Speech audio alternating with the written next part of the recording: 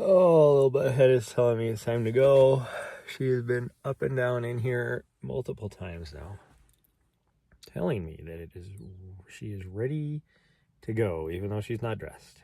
So we're just gonna.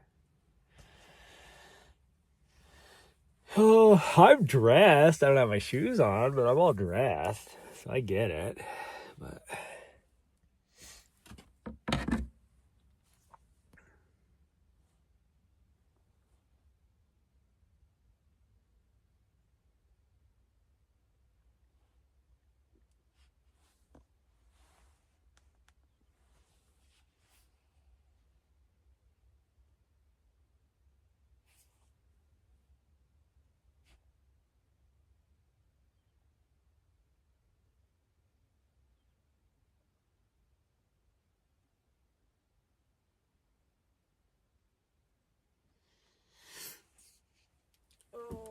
I really would want. I'm not gonna lie. I really want to just stay here a few more days because it's gonna be nice and warm, but not too warm.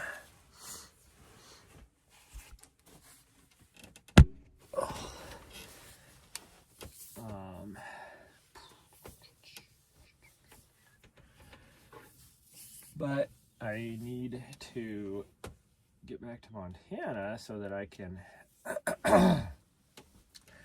start getting everything set up. Cause yeah, right there for now. Cause I need to start getting my. Did you find out when Ari's vet appointment is? Yeah, it's a week. Not this Monday, not tomorrow, but the next Monday.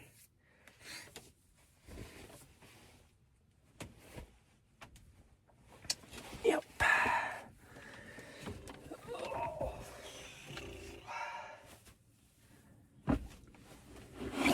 jeez. But I need to. We're going to leave here.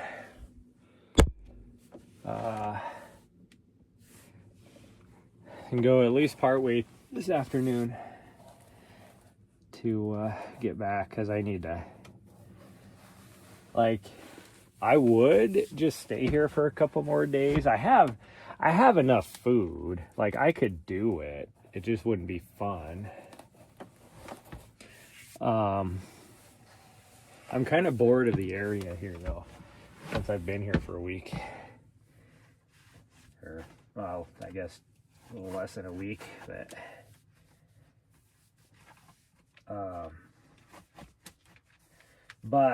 I need to start getting everything set for my race, do some drop bags, all that kind of stuff. I still need to contact Carmen and find out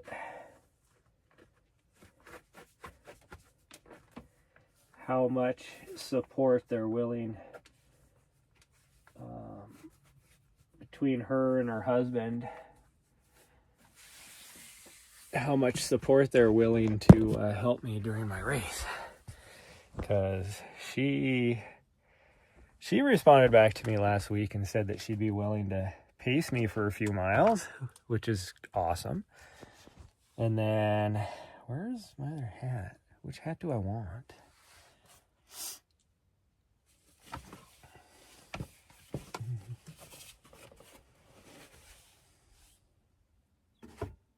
I kind of want that hat, I think.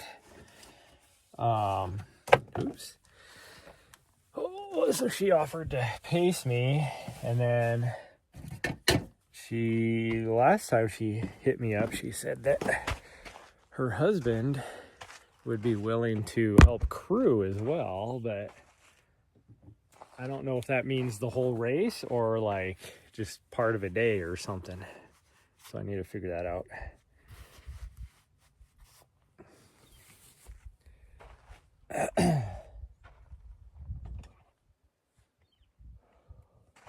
Like, if anything, the biggest thing would be, can they drive my van to the finish line from the start line, because then that I would get at least a halfway decent sleep the night before the race. Otherwise, I'm in a tent.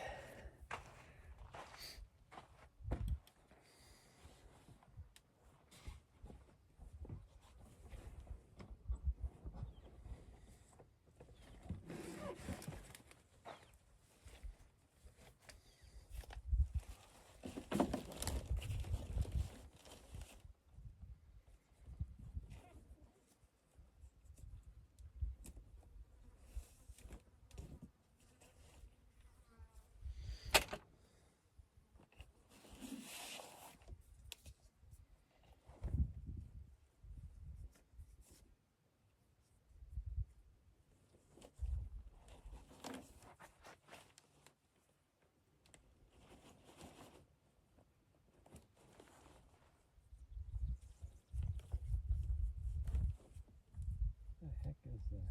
There it is. Oh gosh dang it, I just squirted water everywhere. Trying to freaking get my water bottle in there. I might actually still put that in there, just extra weight. My dog needs to get dressed. I don't know where she's at. It's funny because she'll freaking will not leave me be, and she'll just keep running back and forth. Like or not running back and forth, but she'll jump up in the van, and then and I was still on the bed, and so she would jump up on the van, or jump up in the van, jump up on the little bench seat, and then look at me. And it was a look of, get your ass ready, and then she would leave. And then 2 minutes later, do the exact same thing. So she does this for like, oh, there you are. She does this for like 10 minutes. And then I finally, no, hold on. I'm finally like, okay, fine. I'll start getting ready. And so then I do that, and then she just takes off. She's like, oh, he's getting ready, and then she leaves. And it's like, no, Nari, come here.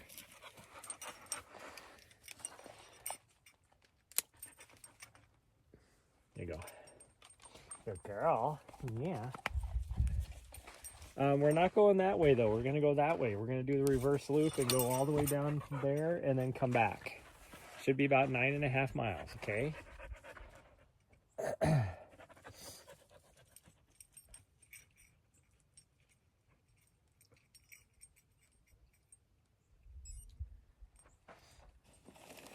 Should be about 9.5 miles.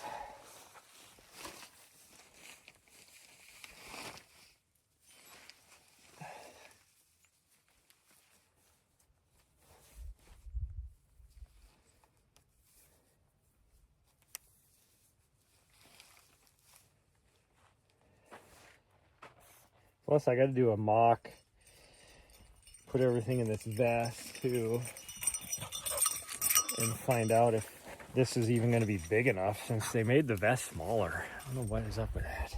It is noticeably smaller. If I lay it on top of the other one, it is smaller. Yet it's the same size vest. Supposedly. So I might have to get a large. I'm afraid the large is going to be just way too big.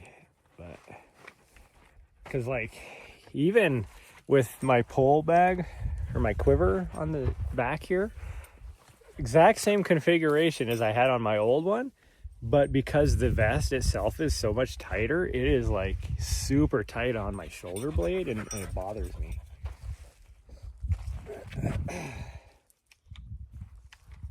Like after a few miles, and by a few I mean by, you know, like 20 miles down the trail, it would start, I think it would actually start to make like a raw spot or a bruise. Maybe not a raw spot, but like a bruise. Yeah, we're gonna go that way. Yep. Sometimes my dog is super smart, because you guys just witnessed me tell her, because she was up here. She was going up that way. Oh, gosh dang, I just squirted myself in the water again.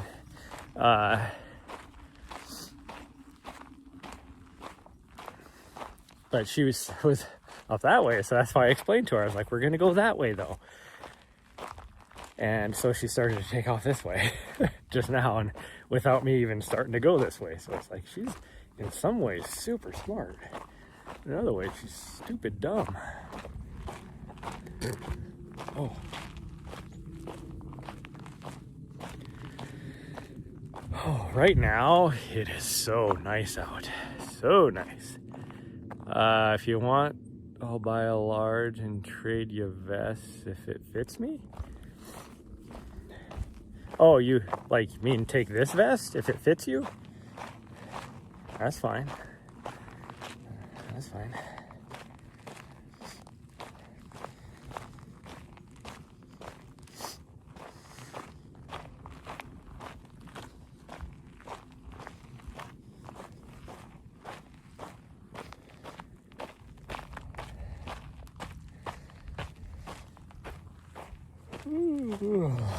Because I couldn't remember if you bought a vest or not.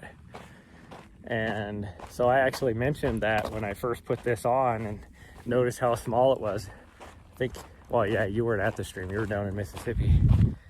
And I even said at that time, I was like, because I knew you wanted a guy's vest. So I mentioned on stream that I might have to buy a large and then see if you wanted to buy this one off of me. Hasn't really been sweated in yet. I mean, you can wash it real easy.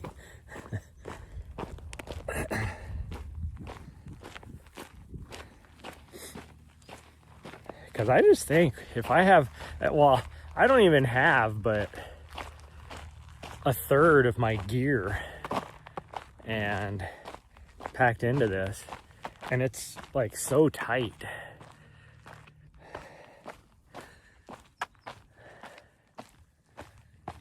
Man, it is nice out right now. It's gonna be, well, the sun is gonna make it feel really hot here shortly, but right now it is nice. My knee kind of hurts today. I don't know why. I'm probably dehydrated. Oh, there, I'm gonna change. Oh, here comes my dog. She's like, "You're taking too long. What are you doing?"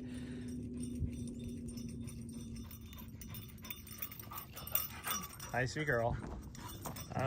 You saw me walking down this way, so I don't know why you had to run back. I don't know why you had to run all the way back. Do I have? Gosh dang it. Okay, we gotta go get my battery. She's not gonna like this. We're not too far away from the van. Man.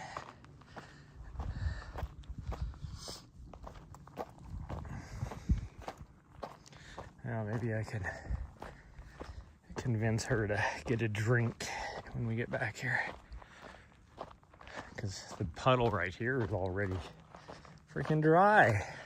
This thing was like full of water yesterday. Tells you how fast this water disappears down here in the desert.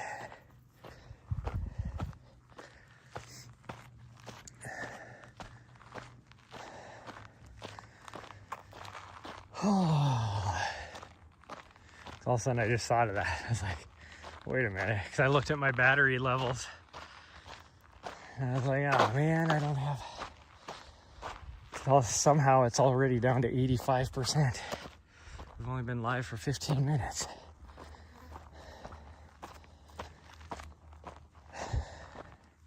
Essentially, it's dropping 1% every minute, I guess.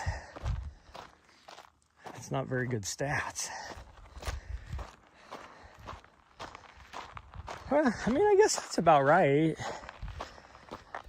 Because usually I can get an hour and a half, roughly.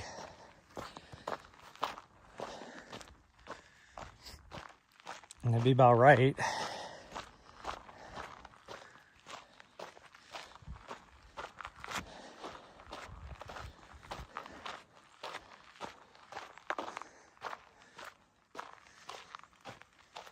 I remember when I first started out, I had a different gimbal, completely different gimbal than I have now. And I had, oh geez, what was that? An iPhone 9? I think it was an iPhone 9 that I was using. And I could get two, and I mean, different streaming platform too. So it was the, oddly enough, there's a couple factors. The streaming platform will cause your phone to use more battery. And then how much it's searching for like signal. Like if it has to like reach out to try and find signal, it'll go through more battery. But when I was first starting out, or towards the beginning, like when I was in DC, at least, I could get about 2 hours. There's the battery. Hopefully my dog saw me walk back this way. I don't think she did. I'm a little worried.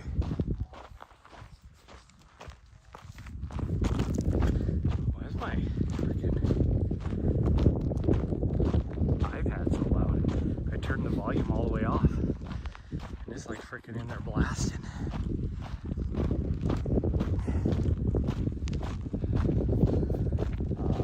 My dog didn't follow me back. I'm a little worried now. I think she would have just ran back this way, but I'm a little worried.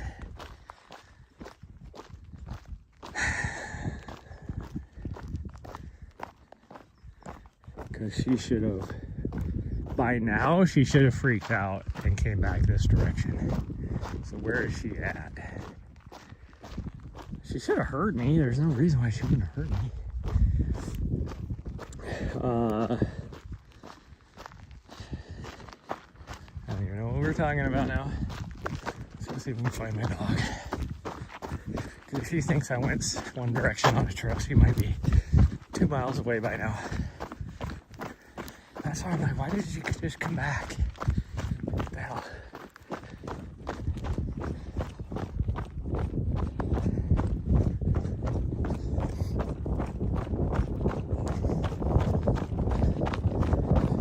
You think she would just come back up this road? Nari!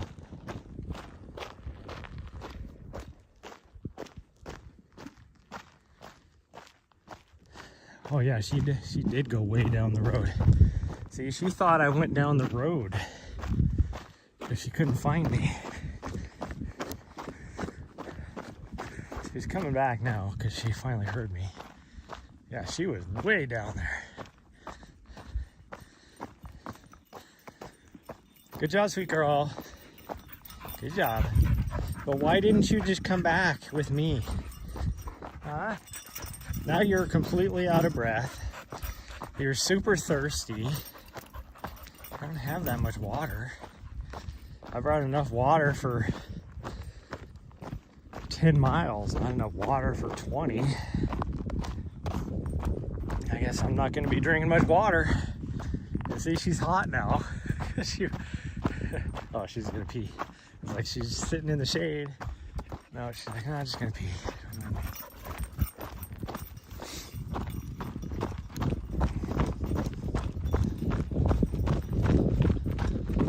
She is hot though. She keeps going into the shade.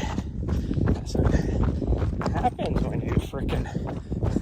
Like when I say she was way down the road, she was way down the road. And then when I yelled out her name, all of a sudden I saw her just 3-minute miling it up the road. She was way past the trail intersection. Like she was way, way down there.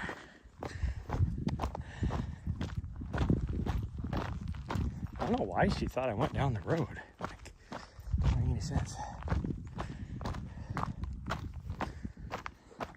But I think what happened is she assumed the last thing she saw was me going this direction down the road. She went off the trail some direction, couldn't find me, so she figured I just kept going down the road. she needs to stop assuming and just stay with me.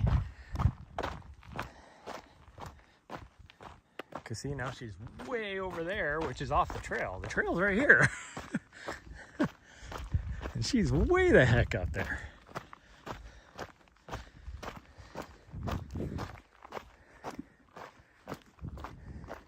Yeah, see, she's way down the frickin' road again. Ari, come on. Hey, we're going this way. Back here. See, that is what got you in trouble with this just 3 minutes ago. You weirdo.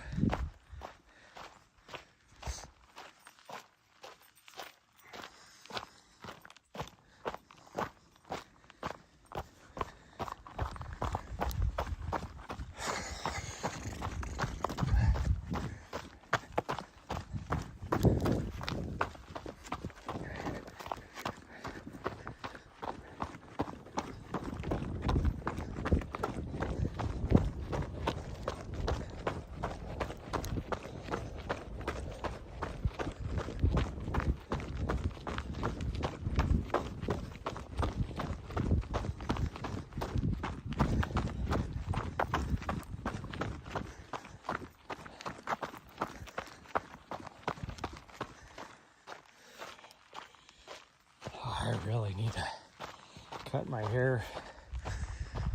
Feels like I have freaking bugs crawling in my hair because it keeps hitting my hat. So I keep like scratching. I don't have bugs crawling in my hair, it's just the way the hat is hitting my hair.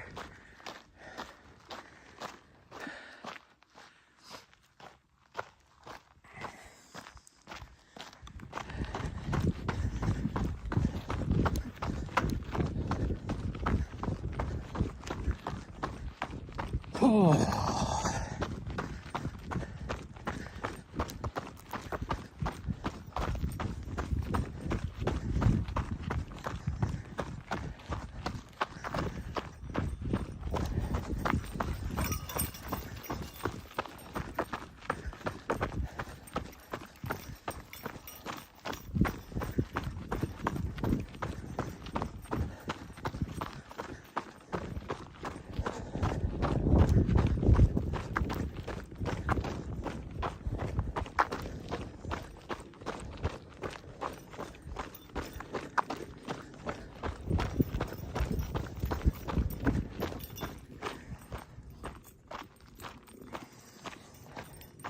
What's my dog doing?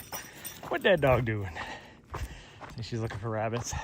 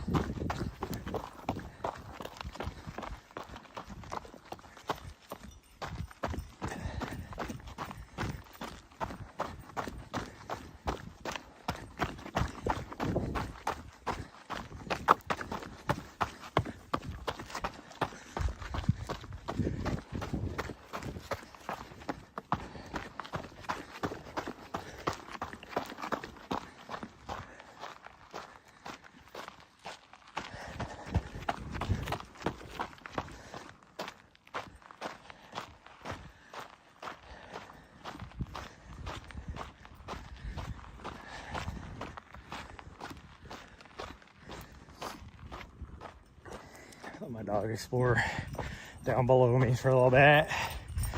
Oh, I guess she's ready to go now.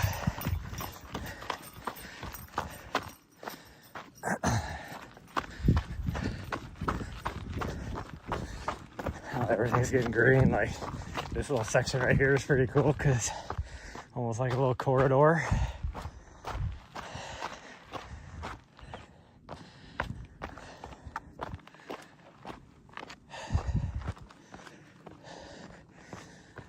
Yesterday, probably mid-afternoon or so, I had the back door open on the van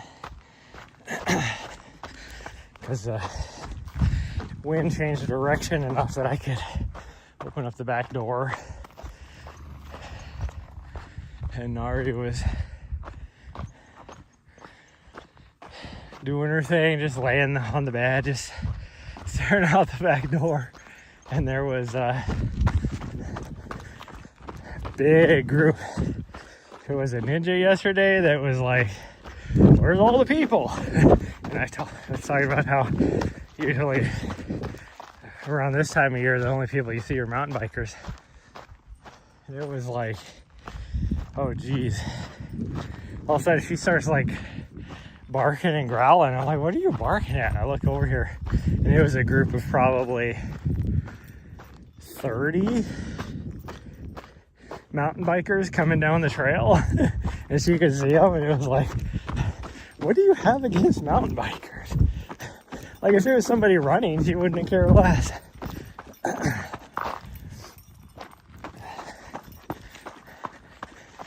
She did not like the mountain bikers coming down her trail, I guess. Weirdo. It's just like when we were at Lake Sonoma, when we were down at the aid station. Like she was wagging her tail at every single runner as they came through.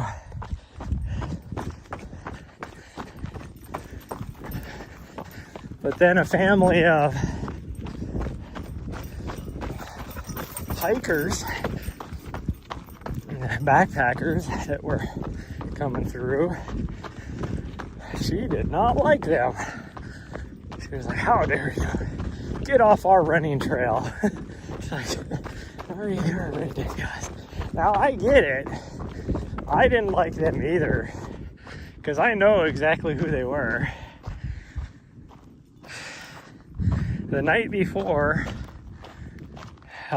when I was out scoping my area where I needed to set up my first shot, so it would be the parking lot closest to where that aid station is. Now keep in mind, all the aid station workers, all the food, supplies, all that for the aid station, they were all boated in because there's a boat dock not even a quarter mile from that aid station location. And so all that stuff was boated in. So nobody was parking up top. And the parking that was up top, like you had access to the trails, but it was actually a scenic view. Like parking lot. Well, when I was there scoping it out the night before, here comes, like there was 0 people parked in that parking lot the whole time. Me and the drone pilot were there. And then the drone pilot left so he could go scope out the second location. I didn't like the spot where they had me pinpointed to be for my first location. So that's why I stayed a little extra to scope out different areas and ultimately decided that, because my first location was also my third location, I just went right back straight back to my first location. But I didn't have enough time to make it all the way down to the aid station at the first location to be able to hit the second location in time. And I was only going to be at my first location for like less than an hour. But we went and scoped down to where the actual aid station was, and that's when I was like, well, I think I can make it down to the aid station for the third location in time. But it was 2 miles down there, and you have to drop down. You're talking 1,000 feet of descent, and it's not just straight descent. There's a little bit of uphill on it too. But anyways, while I was sitting there, 3 vehicles pulled in, and it was this big group of backpackers, and they left 2 vehicles there and just parked them and hopped in another vehicle. And this parking lot is tiny. There's only like maybe 5 or 6 spots total. I think, well, there definitely wasn't 6. There was only 5 spots total. And these people were gonna just park there over the whole weekend to take up 2 of the spots. And it's like, it's crazy. And then so then I told my producer and my director, I was like, I'm a little worried that since that parking lot is so small, we're not gonna be able to find a parking spot, because there's like nowhere to park other there. Like the road that goes by, there's no shoulder. It's super narrow, and it's around corners too. There's like a little S-curve there and a hill. So it's like, you can't park on the side of the road. So I was like, I'm worried there's not gonna be any parking spots. And he just goes, the director is like, we're gonna park there all week and just block them in, park right in front of them. So I guess I could do that. And then the drone pilot, he got there pretty early. Like, we had to be there I had to be up and going by about 6:15, both of us. And he was there by like 5:15. And he was like, he messaged me and he's like, this parking lot is completely full.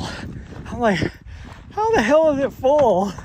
I freaking, that time in the morning. And then he was like, my director was like, I don't know, maybe it's like aid station workers. And I'm like, why would they hike in instead of taking the boat? Like, that didn't make sense. Yeah, none of those were aid station workers. They were all people that, because there was some campgrounds that were pretty close. So it was people that parked there to go and, you know, hike a few miles down into the thing to camp. But me and the drone pilot, I was like, well, I'm only going to be here for an hour. So I did park in front of those 2 vehicles that I knew for sure from the day before that had parked there, because I overheard them saying they were going to be out there for the whole weekend. So I just parked in front of them. And then, oddly enough, when I went back to that location later on in the day, one of the vehicles that was there, he was just sleeping in his vehicle. The drone pilot was like, yeah, I woke him up when we came in. And so he must have went and hiked and did whatever, but he was leaving when I was rolling in, and so I was able to take his parking spot and actually have a parking spot. But even after that, there was like, somebody parked like where I parked originally, and you could park over like where I parked the first time I got there. There's enough room for people to get out of there still, but like that, everybody was parked in all the no parking areas, all that, because there was a lot of media people that parked there for different, you know, online ultra running type peoples. Like Ultra Running Mag and I don't think anybody from Free Trail was there, because they had their own race going on. But stuff like that, we're all there. And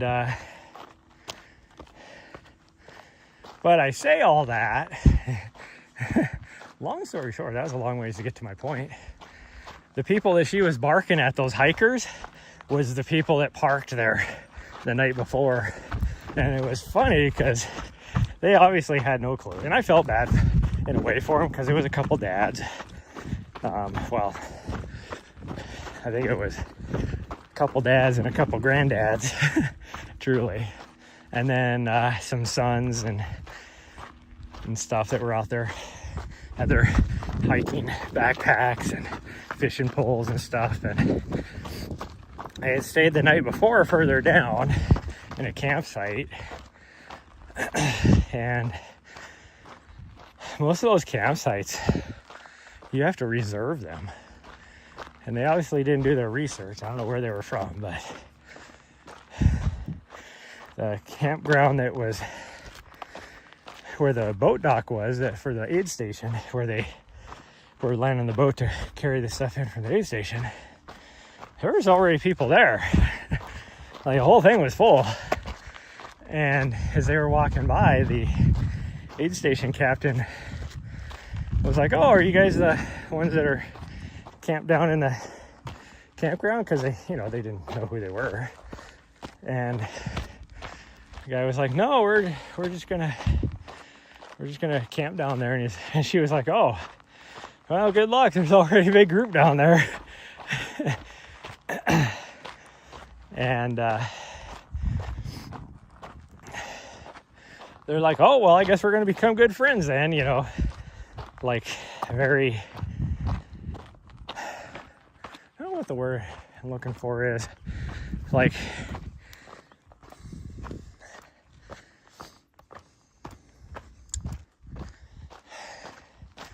very, why can I not think of the words? Yeah, my dog is like hot. She's over here in the shade.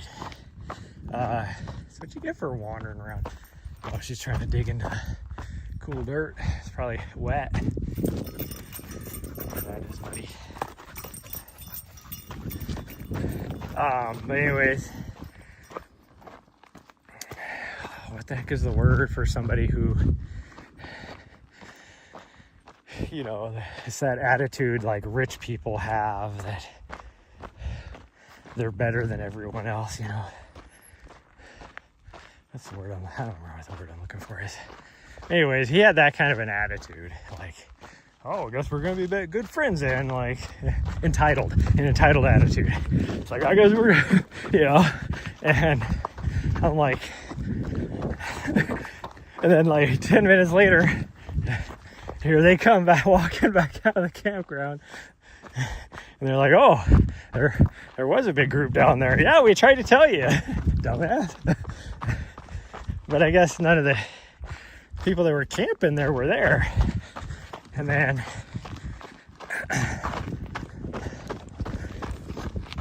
when they're coming out, the aid station captain was like, "I know there's at least 2 more campsites like further down that way." So they're like, "Oh, okay, well, keep wandering. If anything else, we can just go to our vehicles and go back to the other place." And anyways, the last guy that was like leading or bringing up the rear of that group, because there's like 8 of them, he was like, made a comment to the aid station people. They're like, "I'm guessing you guys are staying there tonight as well," and just to make sure that people weren't leaving, because he obviously, let's just say, he wasn't the most fit out of the group, and he was just looking for a place to go. He did not want to go any further. But his guy was like, "No, we're not staying there. That's some other people." Like, I don't know who they are. And then it was like her saying that just totally offended him, and he got like super pissed off. Like, "I don't know what to tell you, dude." Like,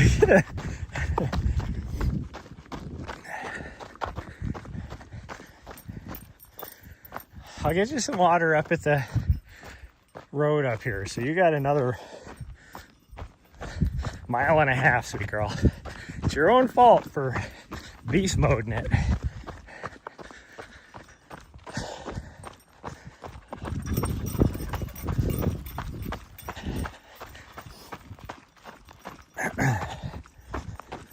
Speaking of which, I need to transfer some money too, because I had to use my credit card to pay for a couple tanks of gas. I I got paid, so I need to make sure I transfer that money, keep my books straight. Because for whatever reason, I don't know what it was, but I've never had any problems using my business card to buy gas before. But there was one gas, it was a Love's truck stop in Central Valley, and I would put the card in, and then it would just sit there and be processing, and it would never get past that. I waited forever, thinking, oh, maybe everybody's trying to do something at the same time. It wouldn't do anything.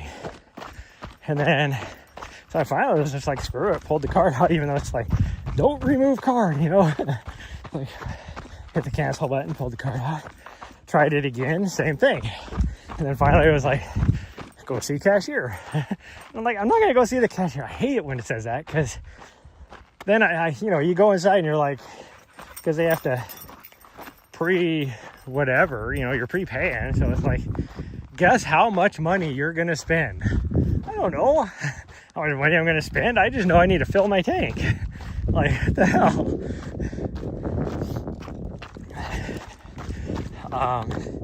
So then I just use my regular credit card.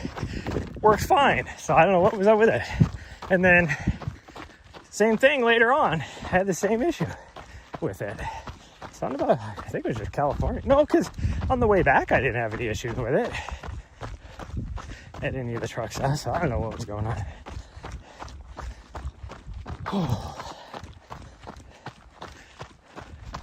And, because I travel so much, I used to have an issue with my bank where it would, I go to travel across the U.S. and then I'd get a day into it, and then the next day it's it wouldn't process anything because they put a hold on my card for suspicious activity because I wasn't buying gas in Montana. So I finally because I had to call the bank and then get it released. And finally I told them, dude, I travel a lot. I can't have this happen all the time. And so they removed that kind of stuff.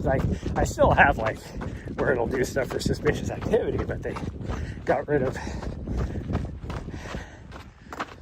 that kind of stuff.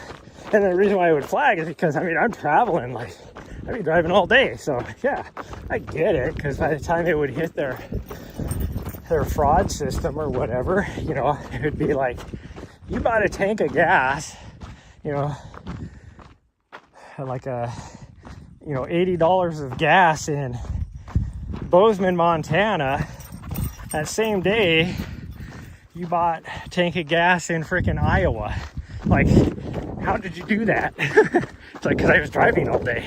But because it takes so long, a lot of times they hit the thing, it would look like it was, back to back. And it's no, there's 8 hours of difference in there. Or 10 hours or whatever it is. Actually, it'd be more than that. Because it's what is that? 16 hours of driving probably? You're talking 6 hours just to get out of Montana. And then you have, I don't know, what is it, 4 hours to drive across South Dakota. That's to drive across South Dakota. And then you got another 2 hours south to get into Iowa. So you're talking, 14, 16 hours. I gotta figure out the route me and her are gonna take when we go back east next month, or whenever we go. I don't know when we're gonna come.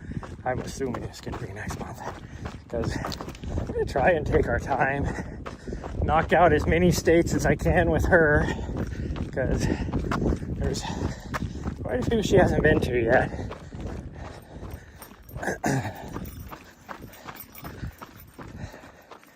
Because what is there? There's... I don't think she's been to Oklahoma, oddly enough.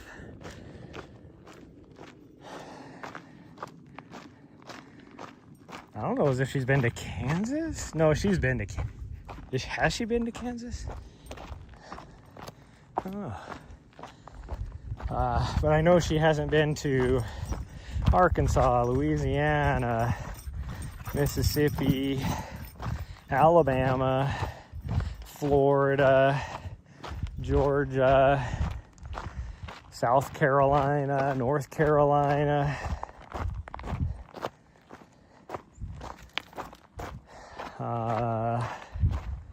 Delaware, Rhode Island, Connecticut,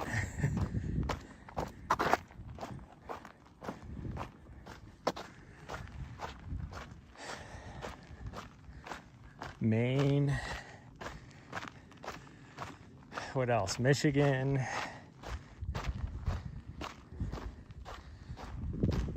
I don't think she's been to Wisconsin or Minnesota, really.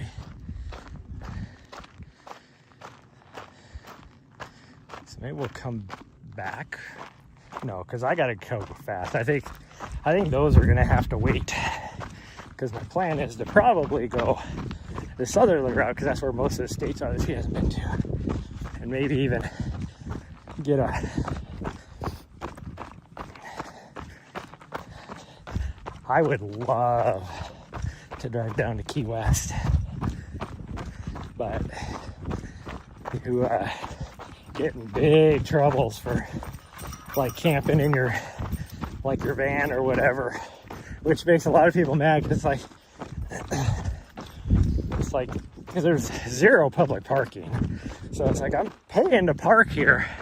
Who are you to tell me if I can sleep in my van? But they have a city ordinance in Key West where you get a ticket by sleeping in a vehicle.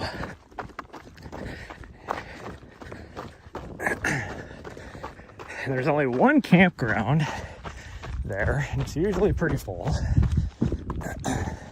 So then it's like, okay, so then I get a hotel and I have to park somewhere. Like, how are you going to know if I'm inside? Because clearly you'll be able to tell it's a, camper van. Are you going to give me a ticket because you assume I'm camping? Like, sleeping in there when actually I'm in a hotel? Like...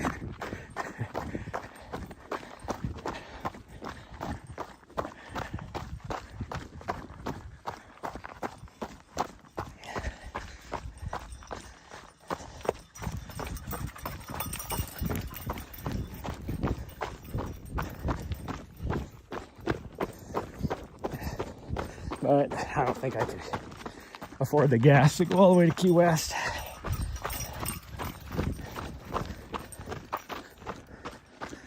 Essentially, I make my whole freaking month-long gas budget. Oh gosh dang! Last for this whole trip. I don't know if I can stretch that out.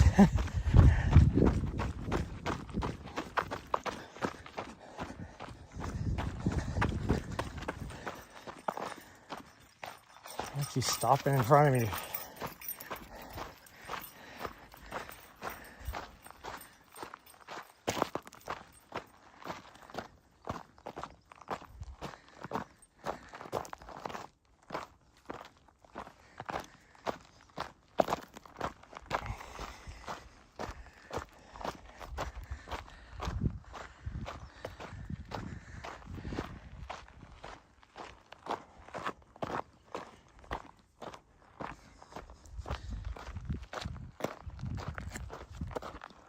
It's starting to get hot out here now.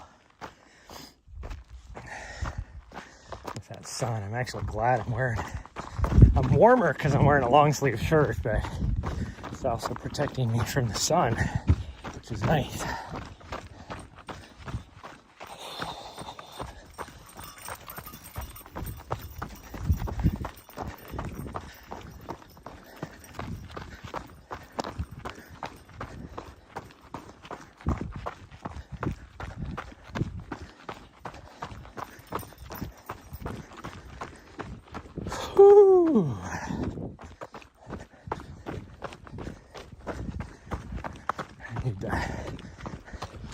supposedly at Race Check-In, we're gonna get a nice John G sun shirt, hooded sun shirt, I should say. Hopefully that's the case, because I only have one other hooded sun shirt. It was from Cocodona, what, the first year? Because I did so much extra videography than what I was supposed to do, and so the race director was like, this dude came in clutch, we got to do something to him. So we threw in a, you know, $50 sun shirt, or however much they were. Oh, here I thought, guys, hey, we're not even to the mine yet. Here I thought we were almost to the road. We still got a freaking mile to go almost.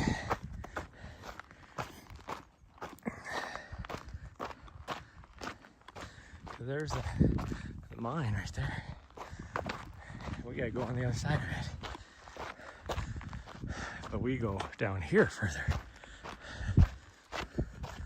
The road we're gonna take up is just right above it. But we have to go way over here to get onto the road. Oh, man. Oh,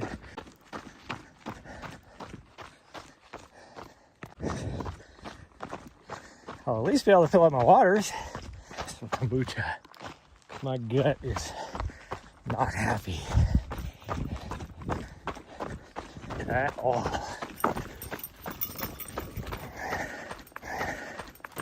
And then,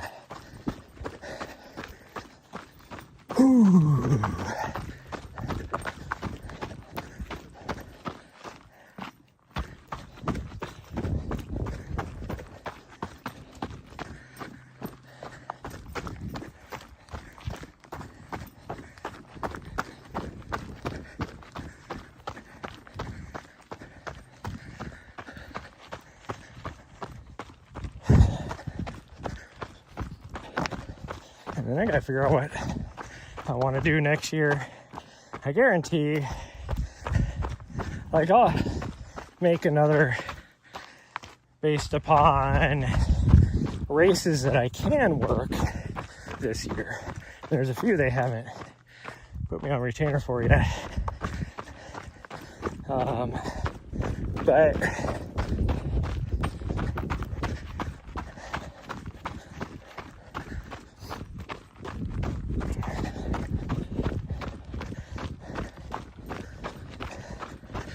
maybe another $4,000 is all this year, if I'm lucky. So we'll see, but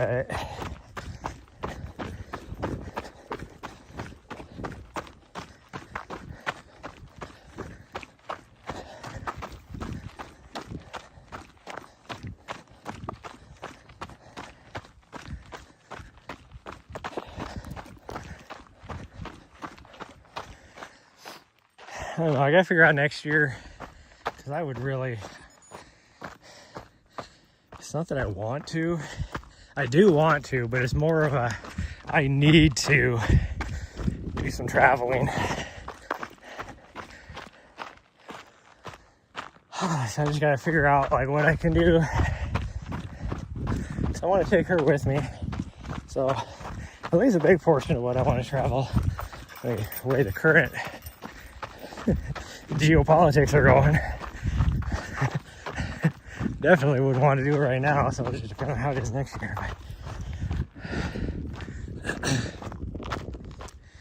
But to drive and explore a little bit of Central America, because I could do that in my van. Just gotta make sure you have 70,000 copies of your vehicle paperwork, your paperwork, your dog's paperwork, all that kind of stuff. Because every time you cross a border, you need to basically get a temporary import license for your vehicle. And then,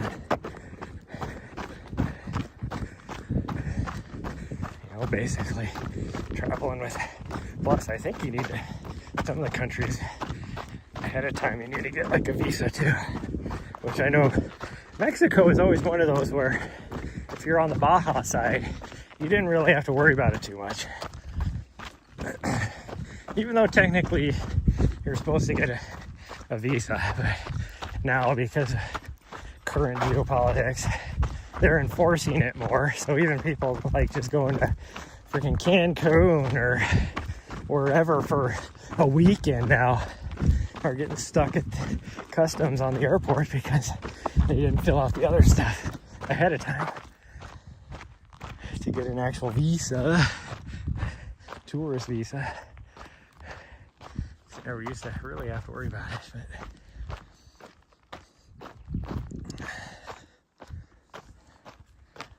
I'd really like to be able to travel with her. I'd love to be able to just, hit Asia, a lot of countries in Asia, and even, like Australia even. I've never been to Australia, I'd love to go. Or New Zealand, never been to New Zealand, I want to go. But when I go there, I want to explore trails and stuff, and it wouldn't be as much fun if I didn't have her. But it is difficult to travel internationally with a dog. One, most of the time, she does not do well in a crate, and most of the time you have to, unless you're paying for like a special ticket for her or whatever, they have to be in a crate in the belly of the plane. Well, she ain't gonna be able to be in a crate in the belly of a plane for 10 hours on a flight to get across wherever, and that's on a shorter flight.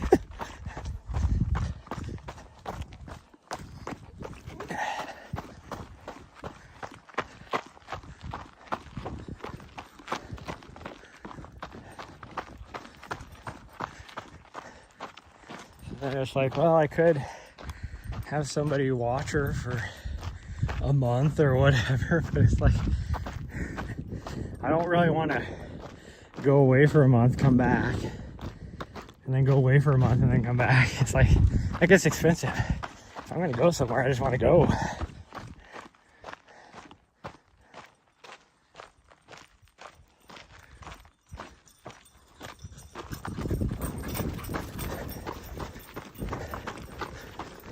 That is why sometimes it is nicer not having a dog. Like, that was the whole reason when, after Nessa passed away, because that was a big, knowing the next year, I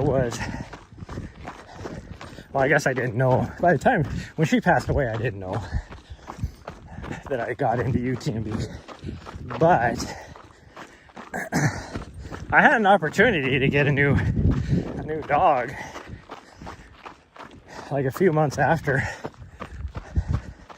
Nessa passed away, and that's when I found out I got into UTMB. So I told the breeder that, because I already paid my deposit and all that, and I told the breeder, I was like, hey, can I hold off until next fall, because I will be gone for like 3 or 4 months, and I wouldn't be fair to a brand new dog, and which I think she really appreciated. Like, the breeder is one of those that, if you for whatever reason all of a sudden can't take care of your puppers, then she's like, we will give the dog back to us, and we will find a home. She doesn't want the dog to just get dropped off at a shelter or out in the middle of nowhere. It's like, let us find a home for this dog. That's one reason why plus they're record keeping, and they're definitely not a puppy mill. any of that stuff. So they're one of the nation's most reputable Vizsla breeders.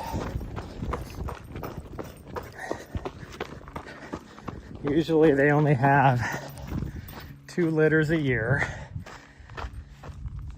They have 6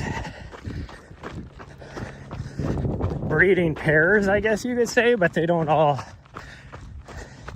like, it's not the same pair every time, and they don't breed them, like, they rotate through. So pretty much a female, males it don't matter, but the female will have a year off before they have puppies, sometimes more than that depending.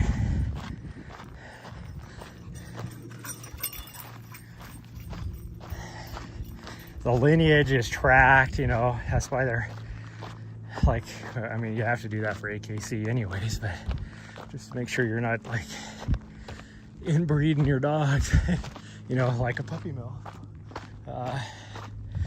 pumping them out as fast as you can.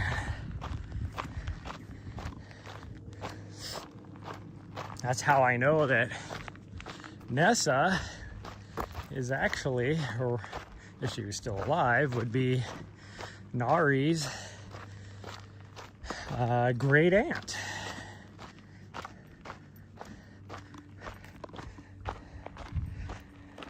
Or is it great aunt? I don't remember. Aunt would be Nari's mom's or dad's. I don't remember what it is now. I think it's her dad's.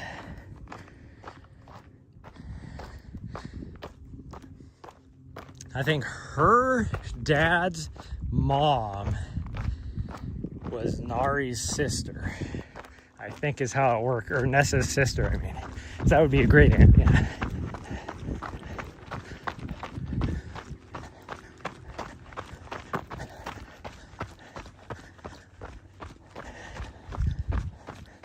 That is how they ended up.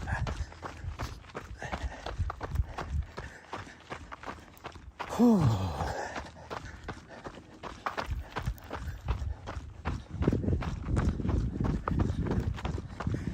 Because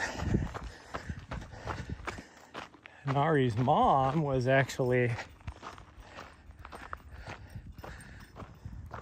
you coming? Wasn't one of the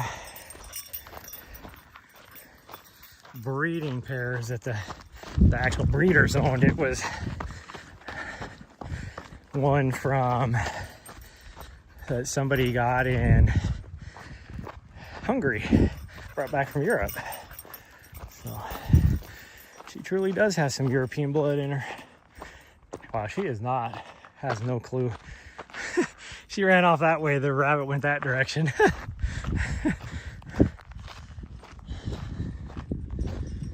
Okay, I need to get her a drink.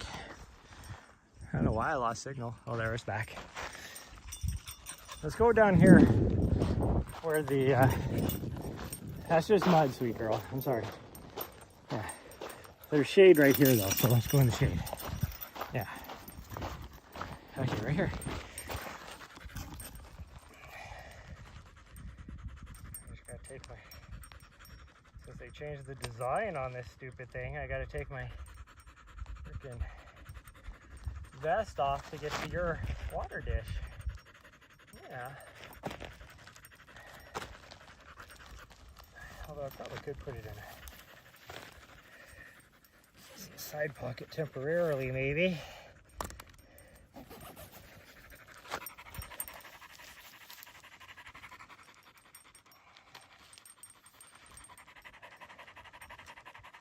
Okay, hold on.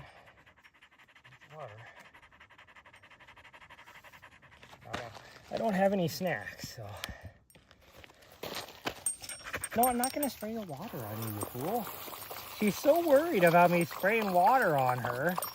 And it's like, you weirdo, it's like, you obviously liked it because you would come back afterwards because you're like, oh, that felt good. And I'm referring to the other day when it was so hot out that I was spraying water on her so she would survive.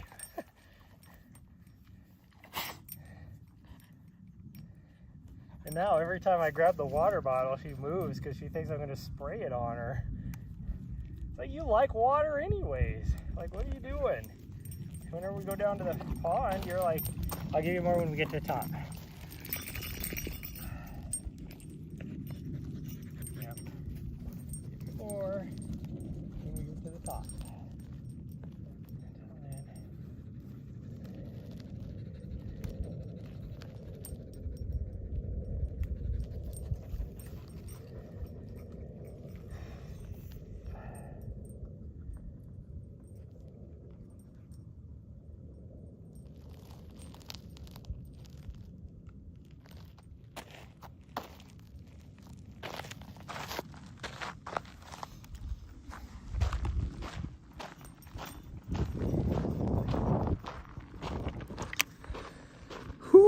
Okay, let's get going. Oh man, a little bit of a breeze going this way. It feels nice. I don't feel anything coming back. Of course, now all of a sudden it went away. Oh, that was feeling really good though for a little bit.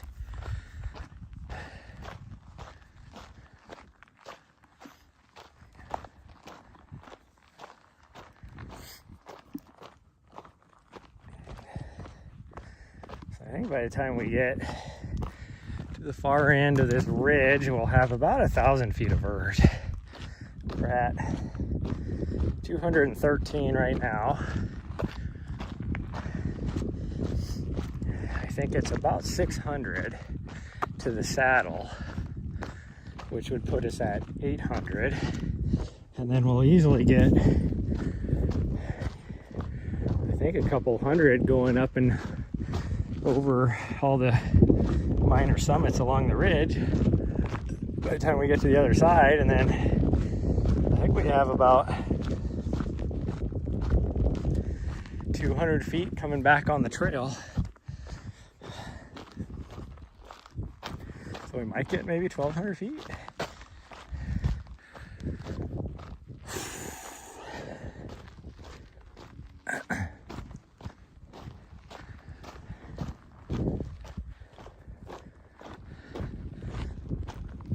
All that OHV traffic yesterday,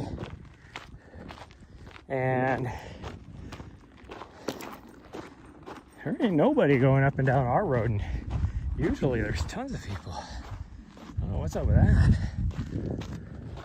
especially on the weekend. Usually people will go up onto the ridge from my road, and then they will go down a different way, usually this way. Sometimes they go down the backside. I don't know. That'd be the scariest thing in the world. It's where you have hope you have a 5-point seat belt. I hope you don't flip, because that is so steep. It'd almost be cool to go climb up that and then come back down and then go up this. That'd give us probably close to 3,000. But that would be way more miles than the amount of water that I have on me. Because I'm not moving very fast up this hill, that's for sure. Usually I'm running this part, I'm like, oh, I could run this. Yeah. Oh. Almost to 4 miles, because I had to do that out and back at the van. That's why I'm all messed up mileage wise. I gained an extra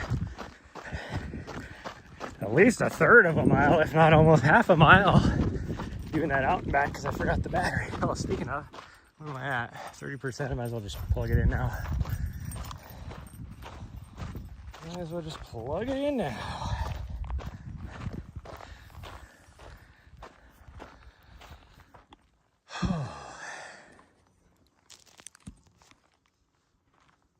There we go.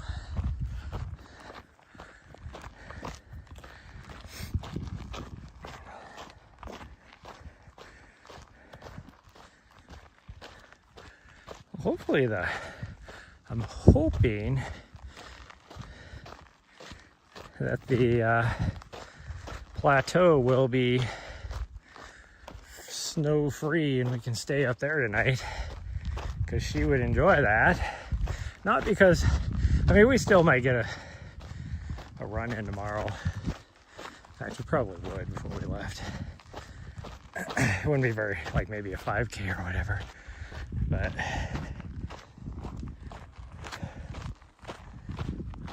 I wouldn't have to, she'd be more free up there, because those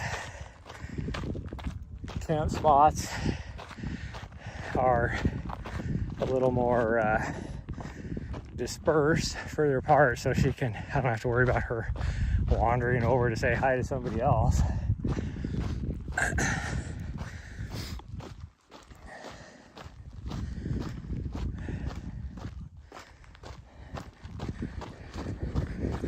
Plus it's Sunday night.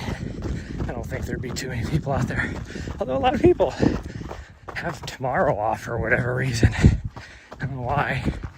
I mean, today is Easter. Happy Easter, everybody. But, or for those of you that celebrate the other holiday, happy 420. But it's not like a federal holiday. Like,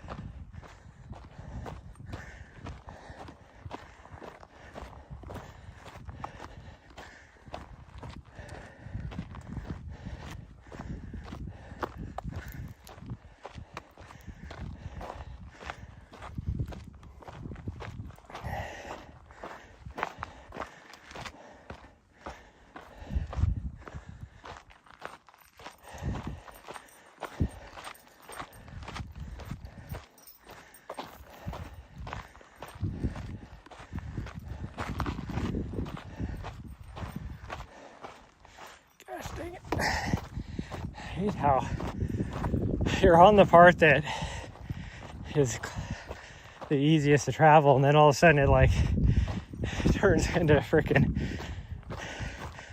80-degree side slope because of erosion cut.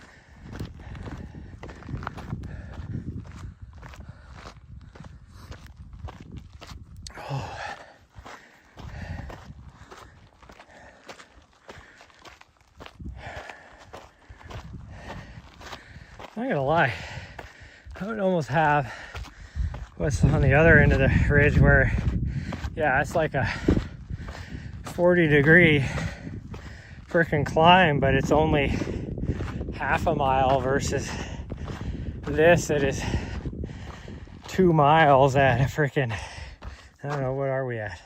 15 degree slope, or 15 degree grade, or 15% grade, I guess I should say.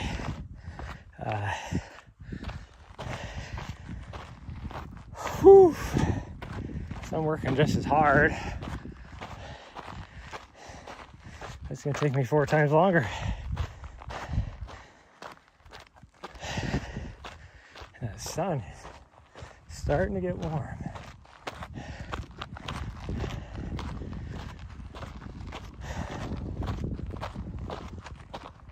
There's a big old mining camp here, which I've shown you guys before, but I've never seen anybody there, ever. In the last 3 years that I've been coming to this area. 4 years. Has it been 4 years?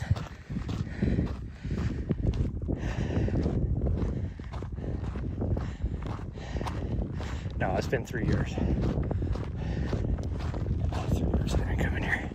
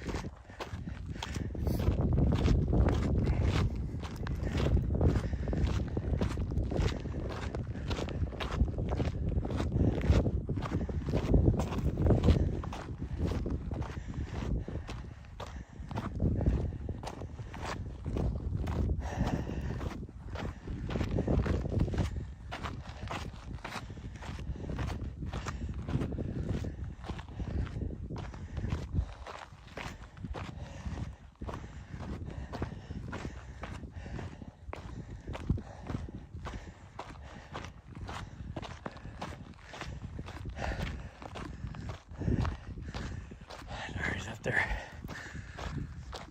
trotting along. You know, doesn't want to be seen with her dad. She stays just far enough ahead of me that way if she sees a cute boy, you know, she's not with her dad.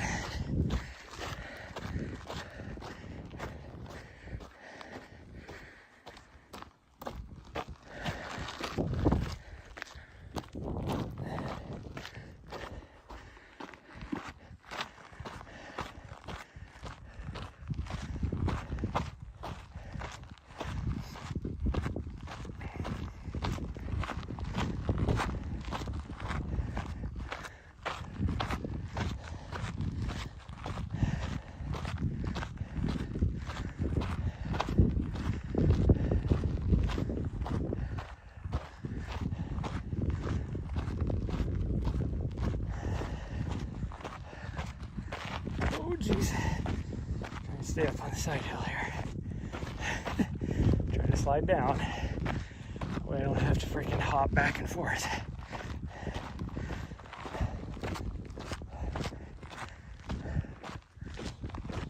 Whew.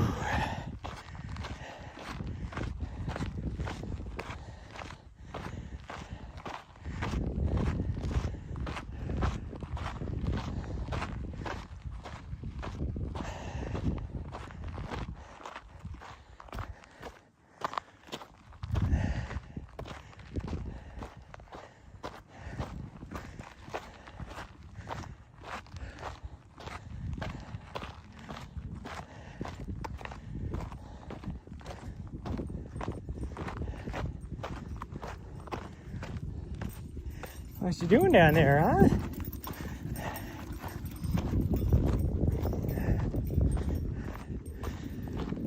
Oh, do these trees ever get any leaves? Anybody know? Anybody? I know they can, because they have this green bark or whatever, and I know that they can photosynthesize in their bark, which is why it's green. I've never actually noticed if they ever get any leaves or not. I don't think they do. Well, it almost looks like there's some buds. I don't know, who knows? If anybody knows in the chat, let me know. Or if you're watching this in replay on YouTube,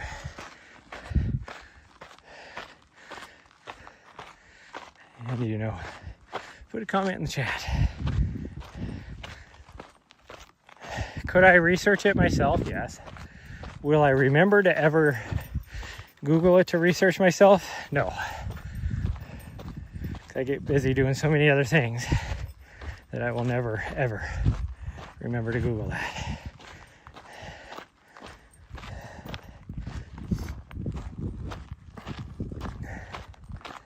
One, I don't even know what kind of tree that is or bush.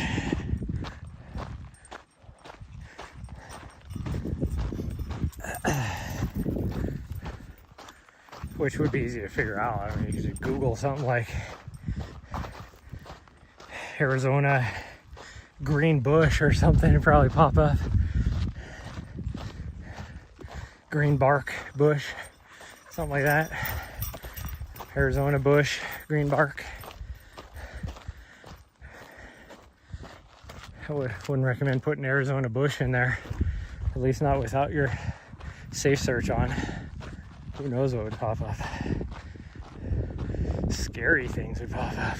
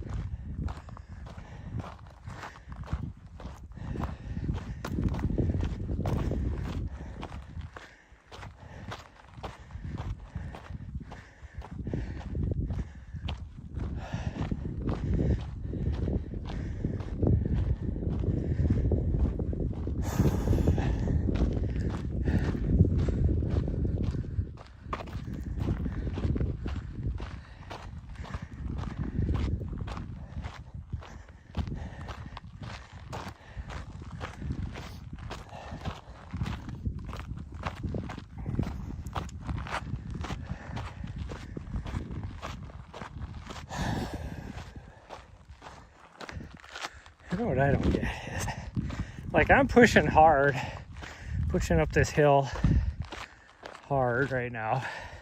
Could I run a little bit of it? Absolutely. I'm practicing my power hiking going up this thing because I'm gonna have to do a lot of that in the first 50K. And like, I'm pushing myself, and this ain't very steep, so I'm proud of myself because I'm able to do, like right now I'm doing about a 1940 mile pace. There's other individuals that this same grade and everything and same level of effort, and they'll be freaking 16 minute, 15 something up that. It's like, how the hell do you do that? But I'm like that just regular walking too. Like, I've never been able to just freaking walk that fast.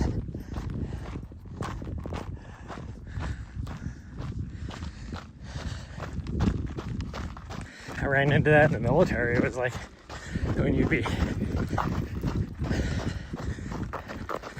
like, you know, out there for a hike or whatever, doing a ruck march, and people are just marching. I'm like, how the hell? I'm like having to run every now and then to keep up with them.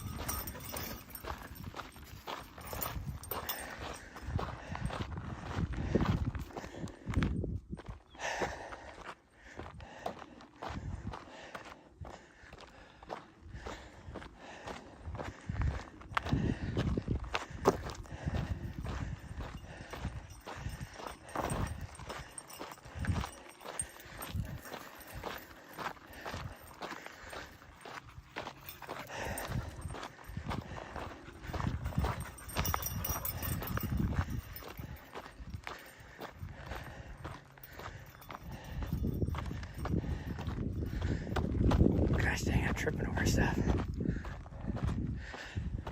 All because I'm looking around instead of watching where my feet are going.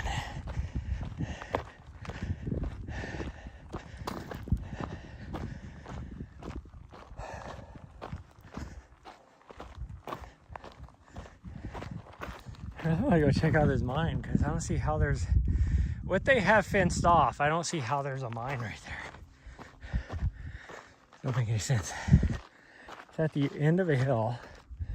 There's no way there's a hole there. I wonder if there's something underneath it. So they don't want you to step in there just in case it caves in. I don't know.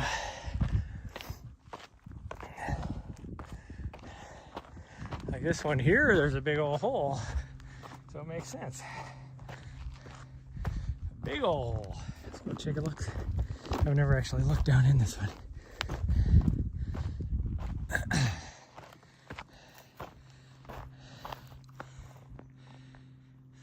There's a hole, but it looks like it's been caved in and closed off. I'm guessing the shaft either went like way like straight down like some of these up here are, or it went underneath like straight into the mountain. I would guess it probably went straight down, but since then they filled it in, it looks like. Which in reality they probably threw some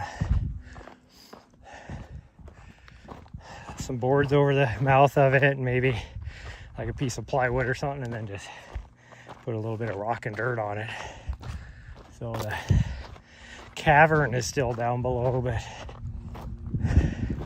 it looks like it's filled in when it's really only 3 or 4 inches of earth on top of some wood.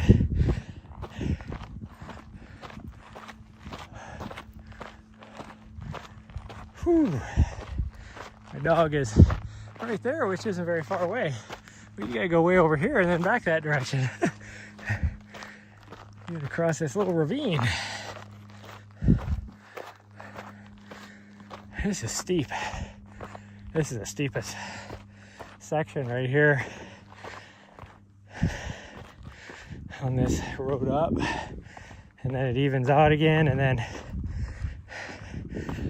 whew, and then the last little bit up over there is pretty steep as well. And it's longer, but it's not as steep as this. But it's steeper than anything else on the trail. Whew. Like that section right there is clearly got to be about 40% grade. Oh man, that took it out of me.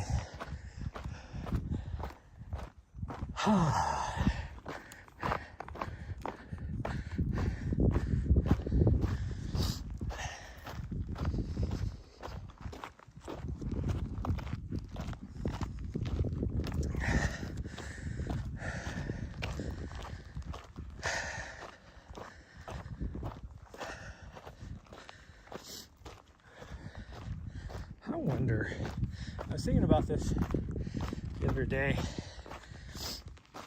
I wonder if I should just get an external Camelback and then figure out a way to just like rig it on the outside of the back of my running pack, because then I can just leave it at Crown King.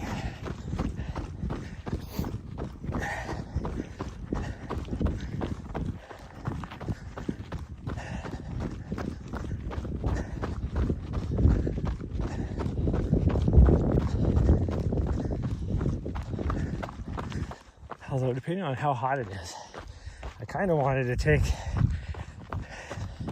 a bladder the whole way just for some reserve water if I needed it.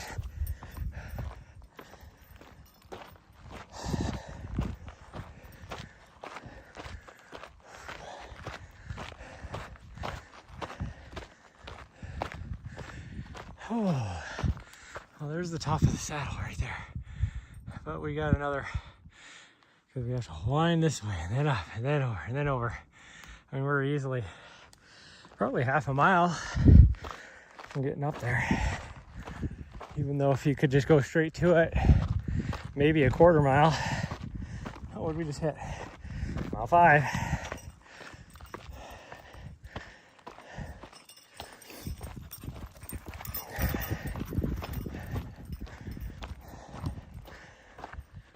Whew. I was thinking about this the other day, like, worst case scenario, I would get to Lane Mountain. Oh gosh dang, what was this freaking, what the hell did I trip on? There isn't even a rock sticking up. The hell did I catch my toe on?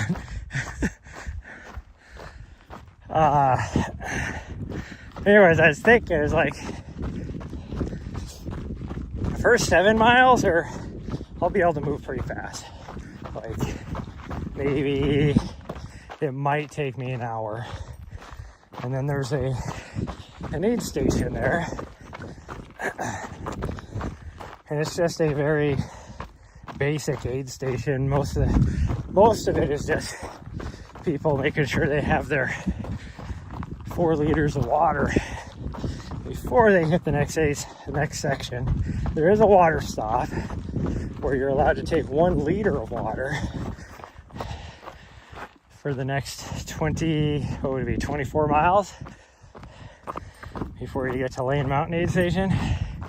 So, and that's where all the climbing is. It's really hot because there's a lot of exposure. You're like, the sun is just baking on you.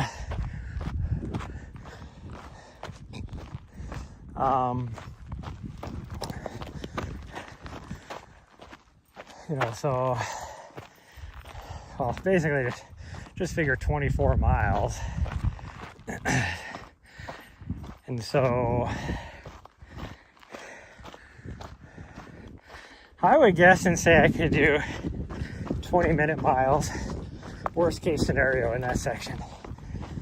Because it's not just straight up, there's a little bit areas where you'll have a little bit of down, or a little flat, maybe not down, but a little flat. You know, where you could average it out to be about a 20-minute mile. So that's basically 3 miles an hour. So worst case, that would be 8 hours in that section alone. So it'd be 9 hours before I get to Lane Mountain. That's nuts.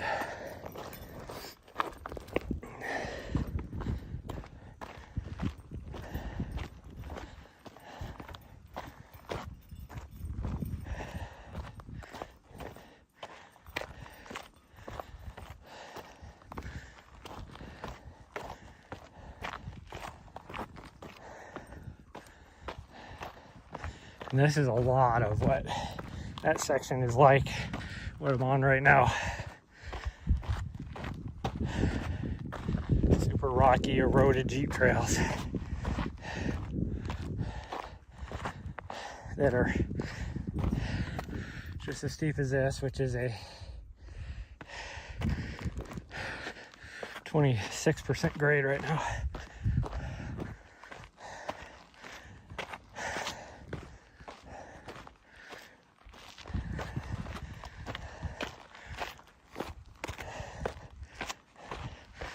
Need to rewatch some of West Plate's videos. Not second year they bypassed that section because of fire. Whew.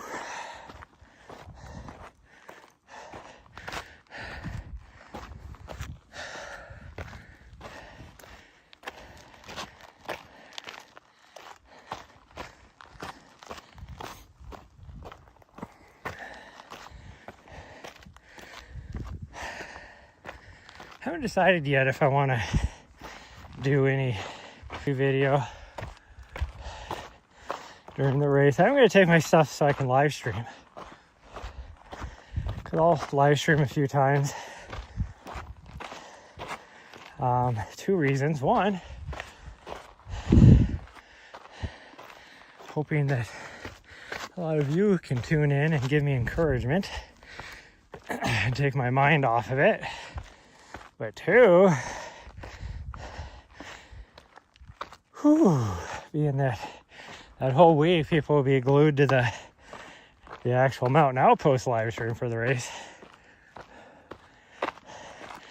Maybe people will jump over to either Twitch or whatever when I go live just to get some on-course stuff and maybe gain some new followers.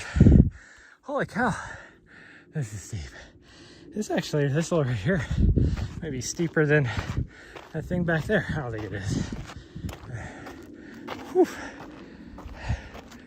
It feels like at least a 50.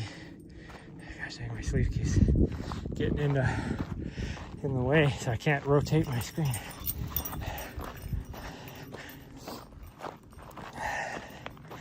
And it is going to be about 1/3 of a mile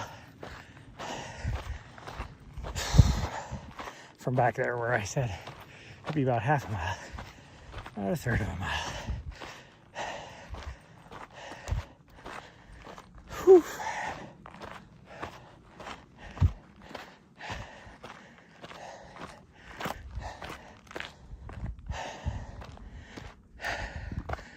The nice thing is we'll be moving a lot faster now. We still have some climbing, but not that much. Well, all the snow is gone off the mountains, that's for sure. Because there was some white, what was that, yesterday on this side in that little bowl right there. Oh, okay, well I told my dog I'd give her more water, so I better do that. Okay, let me set the camera down. Oh, jeez. Find a place to set the camera down.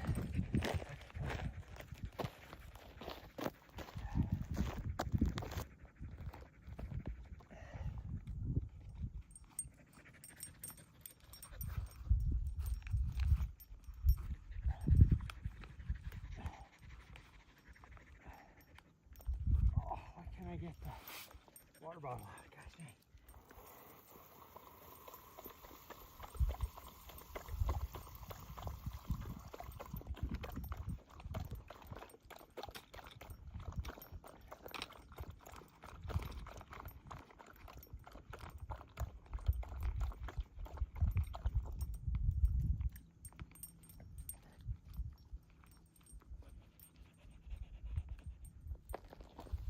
That it? You don't want this last little bit? Okay.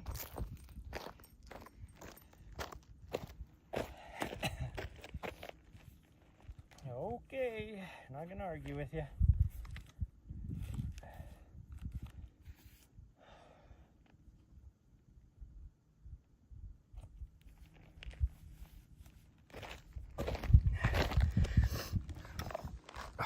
Dang it, I shoved you in there, and then I was like, I don't know if that's gonna fit or if it's gonna stay. And then I freaking bend over and it decides it wants to pop out.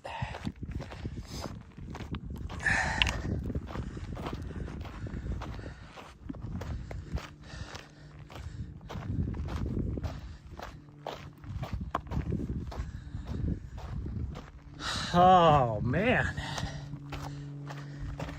I should have brought some applesauce packets.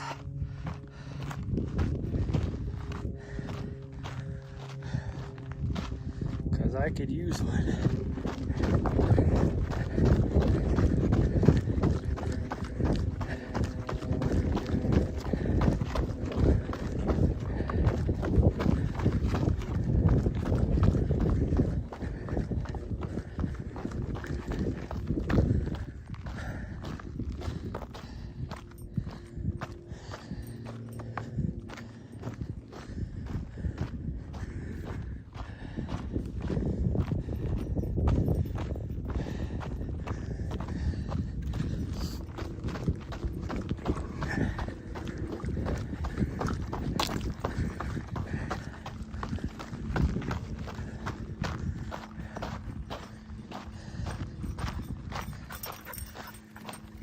Whoo!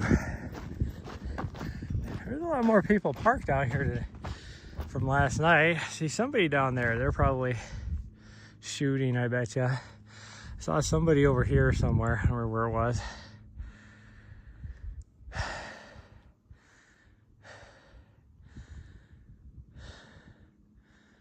Nobody over here though, which is what's weird.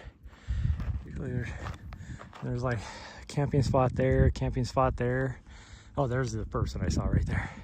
There's like nobody on these two spots, and those usually fill up because they're one of the few spots, at least down here, where you can easily get a giant like fifth wheel camper on. Even a frickin', you know, even like a big bus or even a big RV, like a bus style RV even. You ain't doing that up where I'm at, that's for sure. Like even any sort of trailer, you ain't dragging that up where I'm at. You're either gonna have like a freaking truck with a camper on the back of it, like a camper shell or a camper van or something like that. And unless, like, you're not getting a regular two-wheel drive camper van up where I'm at, that's for sure.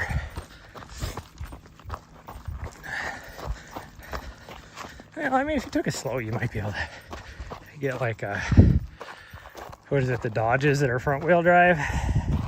Might be able to get that up. Just depends on how much ground clearance you have. Oh. Yeah, I should have brought a snack because I am toast. Good thing we don't have a whole lot more uphill.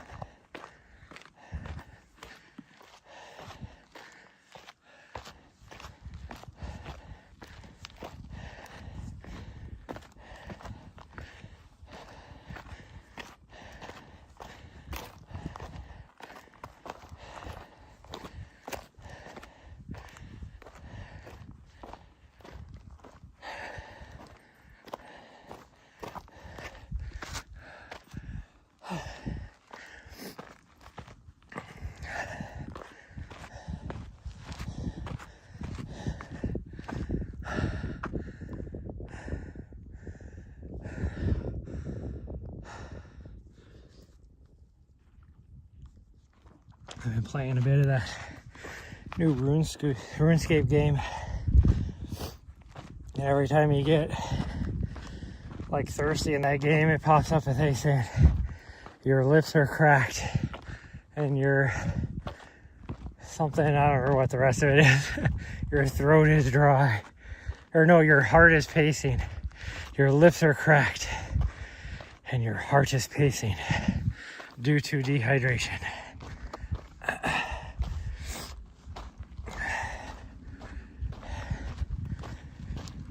Whew, and that's what I think of now.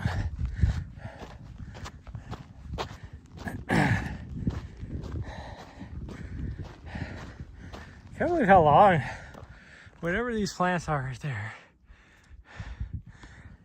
like 2 weeks ago they started to flower, and they're still flowering. Just seems weird to me. And they're like, they get their leaves and all that, because I know in probably, well, definitely in less than a month the leaves will all be falling off. They don't stay green that long. Which then always makes me wonder, like, how do they just go dormant for the rest of the year? Like, are they doing any photosynthesis? Do they do all their photosynthesizing now and then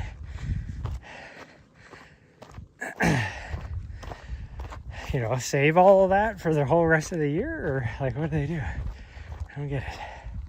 No idea.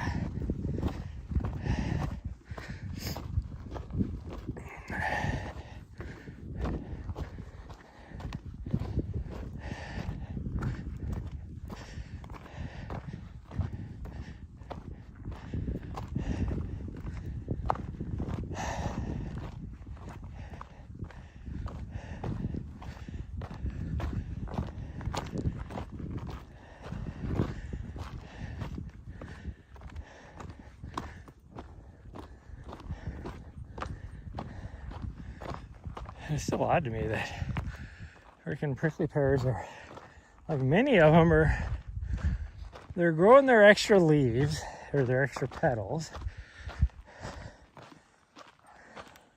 I swear it looks like there's some buds, but maybe that's just the way the extra petals come out.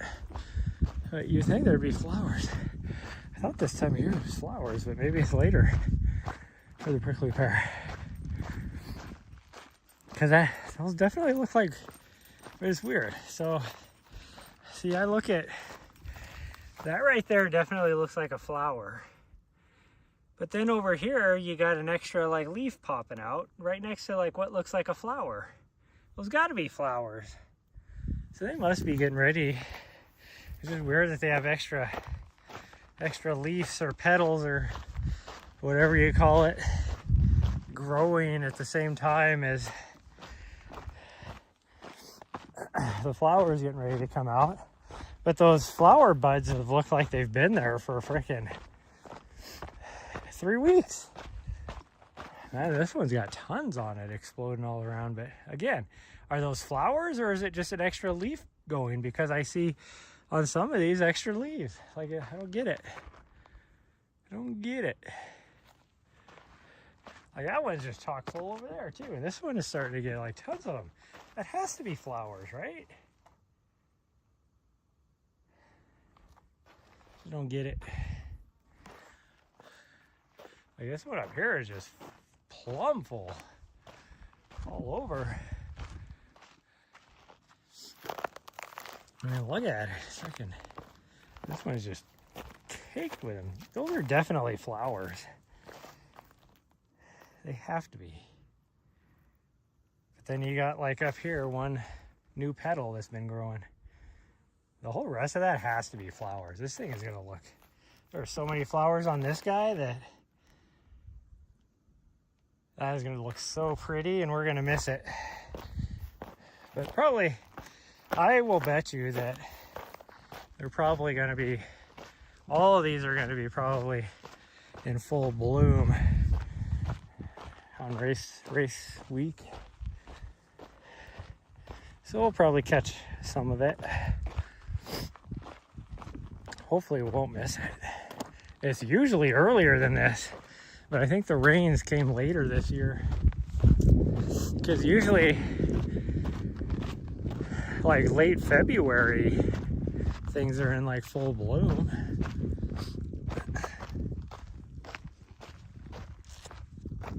And here we're in April, and just like a week and a half ago or 2 weeks ago, these other cactus started blooming.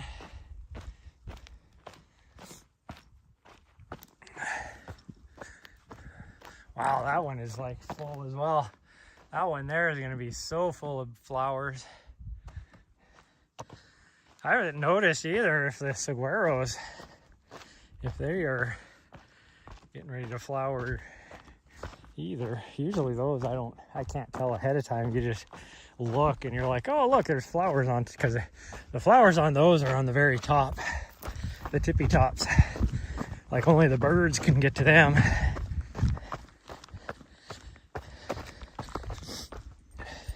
And usually the birds, like nothing happens. The birds will get to the fruit after, you know, they've flowered and germinated or whatever. And then the birds will eat the fruit, spread the seeds. Yeah.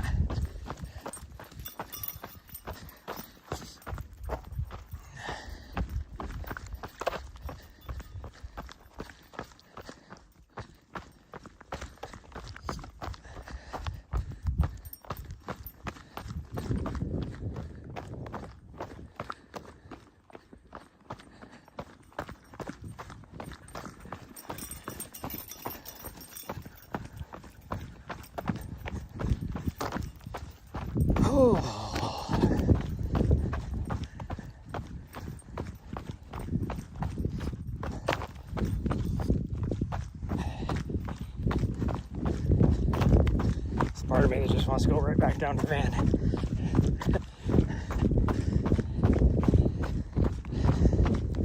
But that would not be beneficial to me, because this road right here goes back to the van. I said we were going to do the big loop today, so we were going to do the big loop.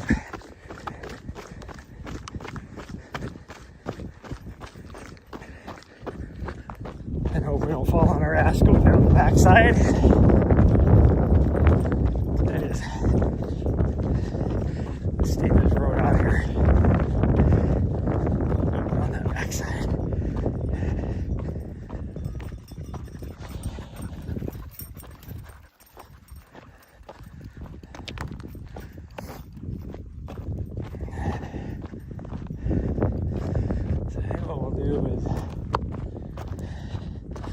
When we get down to the other end, is just jump across the road really quick and let her go for a swim, and then we'll head back.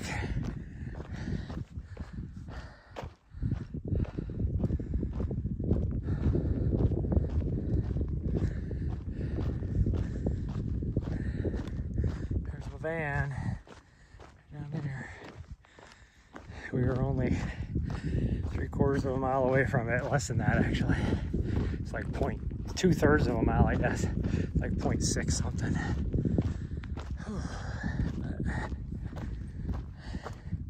No, we're gonna go an extra 4 miles. Actually, is this over 10 miles? I thought this was. Okay, something in the math ain't math enough. because we would have at least 4 miles left, I would think. Maybe I'm wrong. I know it's at least 3.5, and I'm at 6.4. Oh, I had that extra third of a mile or whatever at the beginning. That's still screwing me up. But even then, that'd be still, oh no, that'd be right. No, that'd still be over 10 miles. Was it 10.5? I was thinking it was 9.5. Maybe it was 10.5 miles. This big loop. I've only done it once, so that's why I don't know.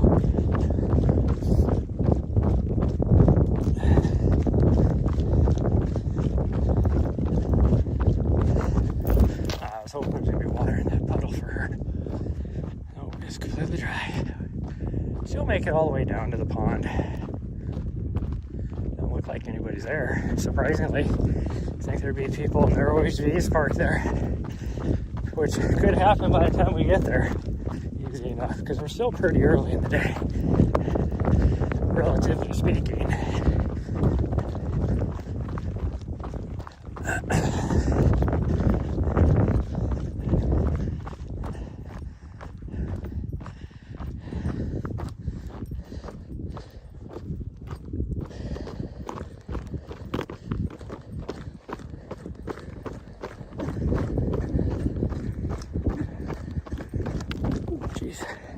Tripped over a loose rock.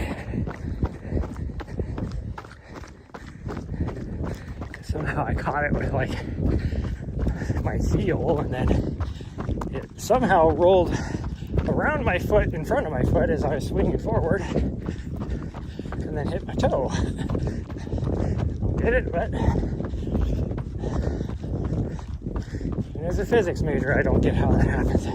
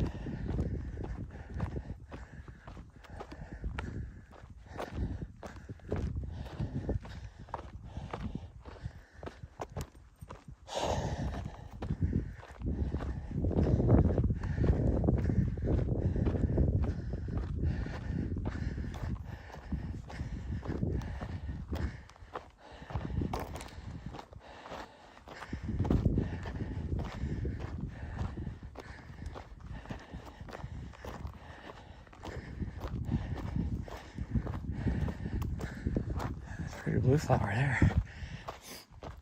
I haven't seen any of those out here before. It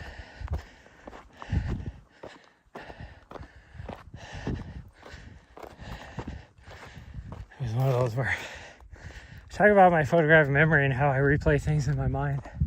So I was already like 10 seconds past that flower before I replayed it in my mind to realize that I just walked over a flower. Oh man.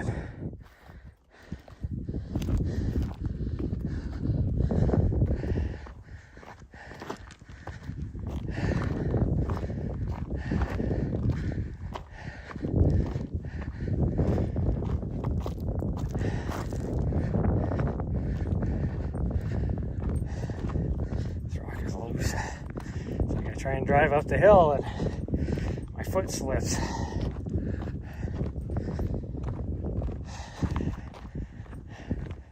It's like a bunch of marbles. And it's going to be worse going down this backside because it is like this but steeper. And so I'll be going downhill, so then trying to stop your body's momentum versus driving up makes it worse. Okay. We can do this though. So the signal will go in and out. I'll meet you on the other side if I lose you guys for a little bit. Oh, somebody's camped out over here. That's cool.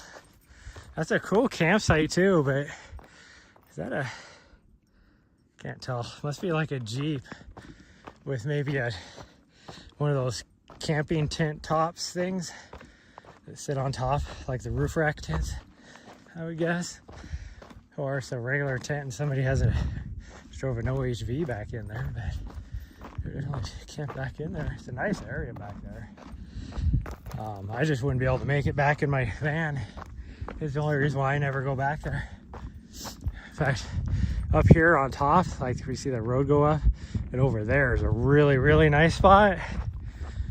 But I would never even be able to get up that road, I don't think.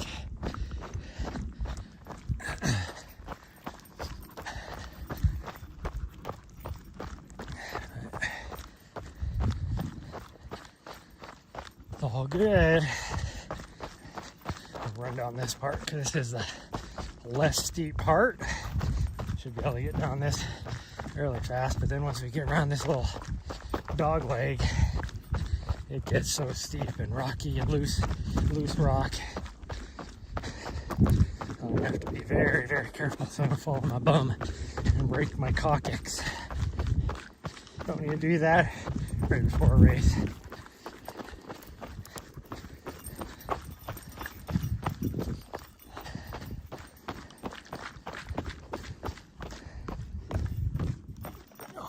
Steep and loose. Okay, don't fall. Don't fall, don't fall, don't fall.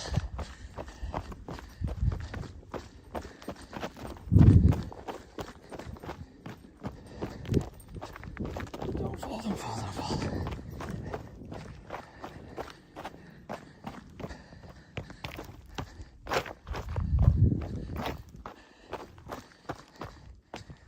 Don't kick a rock down behind you to roll into the back of your Achilles either. That would not be good either.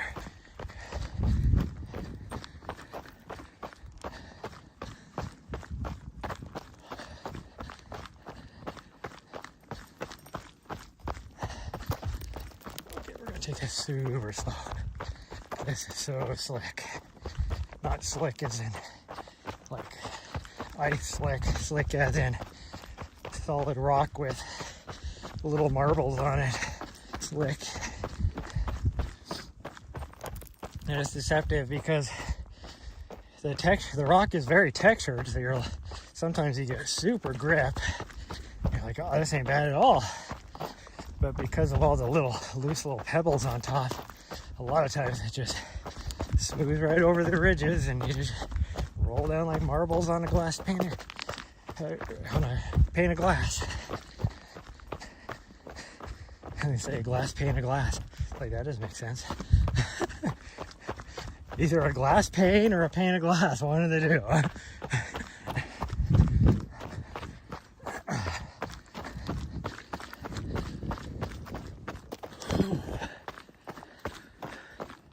They're tricked out vehicles since the rain. A lot of muddy tracks. A lot of muddy tracks.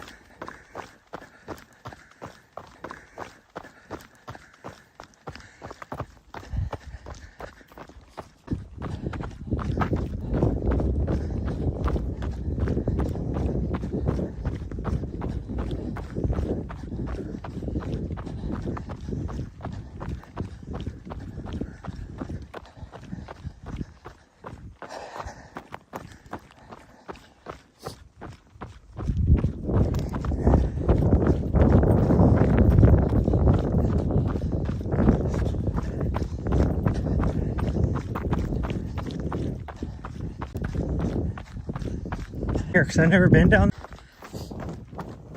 just makes me wonder if that's where they're coming in. It just makes me wonder if that's where they're coming in. Although this looks like they came right here still. And then they went that way. Oh, there's still that other option of maybe coming in that other way. I should just check it out sometime.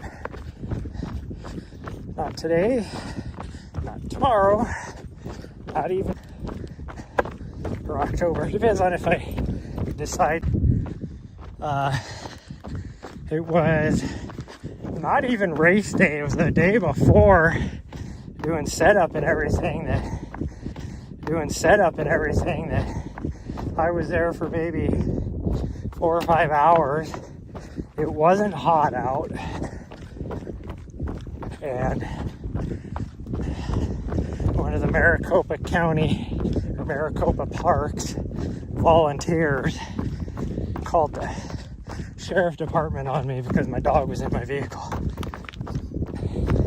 And I'm like, I just went out there. She's nice and warm. It's like, or nice and cool. I mean, it wasn't that warm, but she was barking. But I'm like on my way out there because the Maricopa Park called Jamil. And Jamil's like, yeah, I know exactly who that is. Let me get a hold of him. So he called me, and he's like, hey, they're going to call the sheriff on you because your dog out in the vehicle. I'm like, she's freaking nice and cool. I went out to the vehicle, and nobody was there. And I checked on her. She was fine again. I heard, like, it wasn't even 70 degrees inside the vehicle. And then, as I'm coming back, and I went and talked to like the parking attendant people that work for Jamil. I talked to them and they're like, yeah, I don't know anything about it. Like, it wasn't us that called. And when I'm coming back, and some guy on a bike that was clearly one of the volunteers, he's like, are you the guy with the V-Shine? I'm like, yeah. It's like, well, I called the sheriff on you. I'm like, I don't know why. She's perfectly fine out there. And he was like, well, I don't care. It is a Maricopa law. You can't leave a vehicle, or you can't leave an animal in a vehicle ever. And I'm like, that's my home, dude. It's not like we're just in a freaking car out in a freaking grocery store parking lot or whatever, you know? It's like, and then he was like, I'm like, she's doing better than me. Well, I don't care. I'm going to get you DQ'd from this race. I was like, I'm not running the race, buddy. I'm working. For if it was 90 degrees out and, you know, you didn't have the vehicle turned on with AC or anything like that. Like, if she's, because she thinks I'm doing something fun without her. She was perfectly fine in there. It was cool. It was just that jackass volunteer who thought superiority complex, thought he was like, had all this power in the world and all that. Gosh dang, even this puddle's dried up. I thought for sure that one would still have water in it. But we're almost down to the pond. Because then I saw him on race day later on.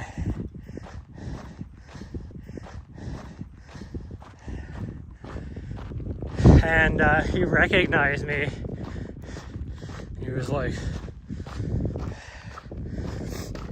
oh, you got your Vizsla with you again? And I was like, no. I go, because I'm having to drive the studio van. So I left her at the media house with a couple other dogs, so she could hang out all day. And he was like, and I go, and plus, sheriff didn't even show up yesterday because, like I told you, my dog was fine. So they were like, we're not coming out for that. And he got all pissed off about that. And he was hanging out at the aid station I was at, just sitting there, eating all the aid station food, which is like, dude, you're a volunteer with the parks. You don't even have anything to do with the race. You're just sitting there,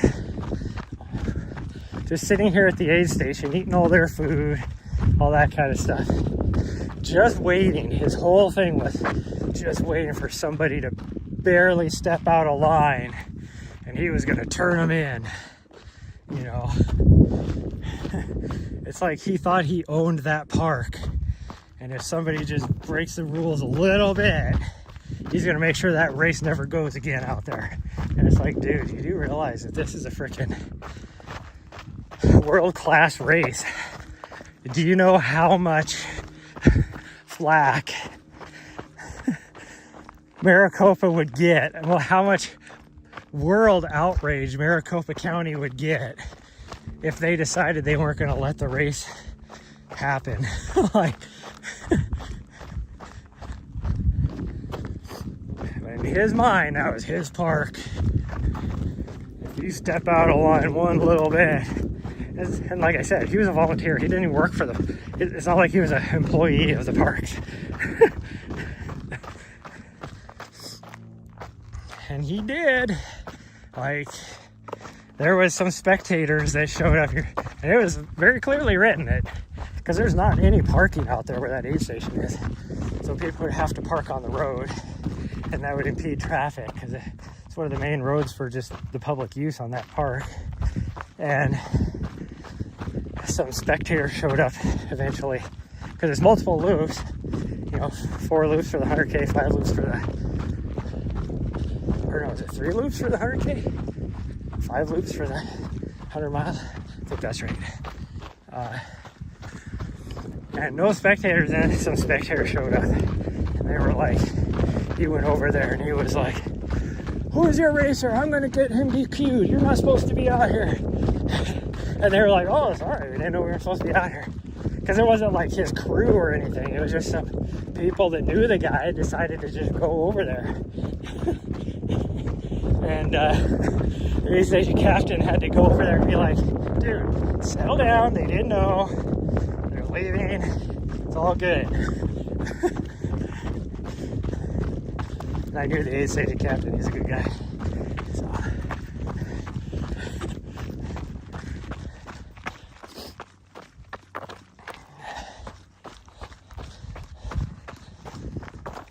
Whew.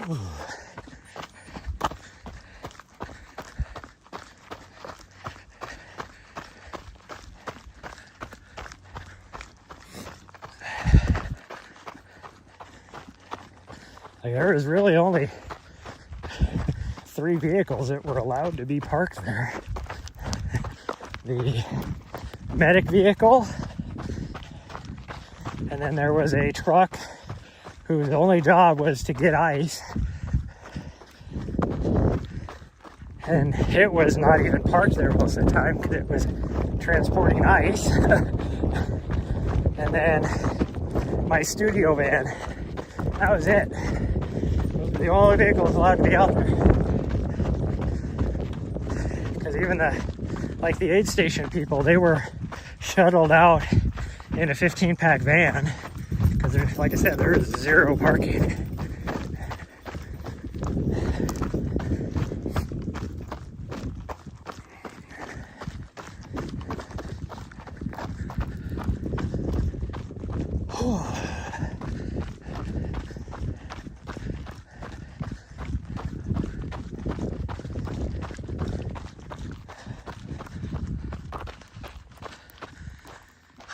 Where'd she go? We're almost down. Oh, there she is.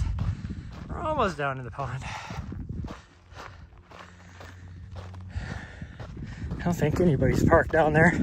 Because like I said, quite often you get groups of like these people in their OHVs that park under the trees up here, right next to the park, or next to the pond. Looks like they're out there. But, yeah, so anyways, I might work Javelina again this year, we'll see. But I will say Maricopa has been starting to get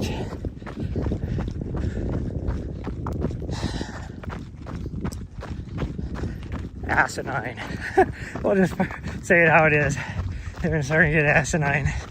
So, like this last year, they did not want us flying drones. We were able to have 1 drone and that was it. And then it was the same thing, same complaints we had at the last race I worked at.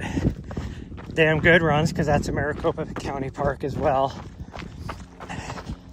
and pretty much all we could do was pick up. Like, we could take off from the start finish line and just go straight up with the drone. Couldn't fly around, any of that stuff. And our drone pilot like barely crept over towards the edge of the no-fly zone or whatever. And the guy with Maricopa County was like, I swear, he was like on the ground and like looking. He's like, oh, he's right there. He crossed it, and filed a complaint.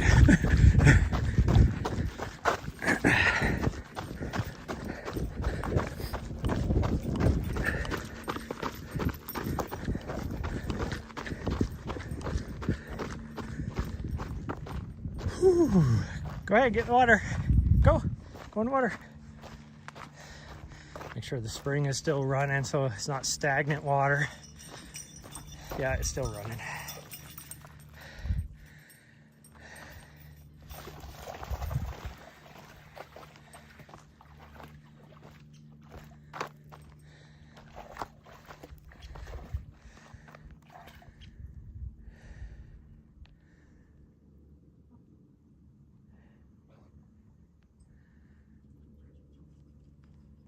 Oh, she must have scared a duck away, because there's the duck flying around or above us. I wonder if this is their nesting ground. I feel bad if that's the case.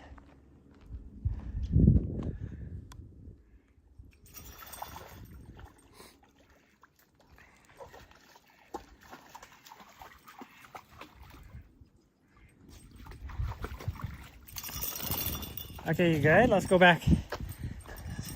I don't want to, just in case that's a nesting ground, I want that duck to freak out, so. Because it's just circling above right now.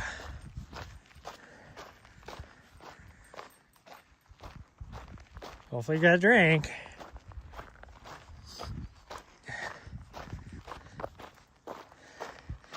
So I get a little bit of a drink, but not much of a drink. But she should be nice and cool now. I guess it feels warm because of the sun exposure, but it's actually not that hot out. You good? Yeah? Okay. We got about 2 miles back now.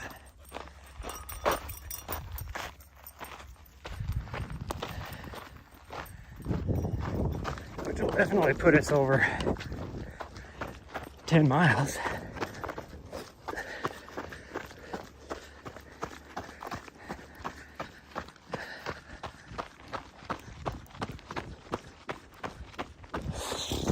We got about at least 4 hours of driving today to do. But we might do a little bit more now. We'll see.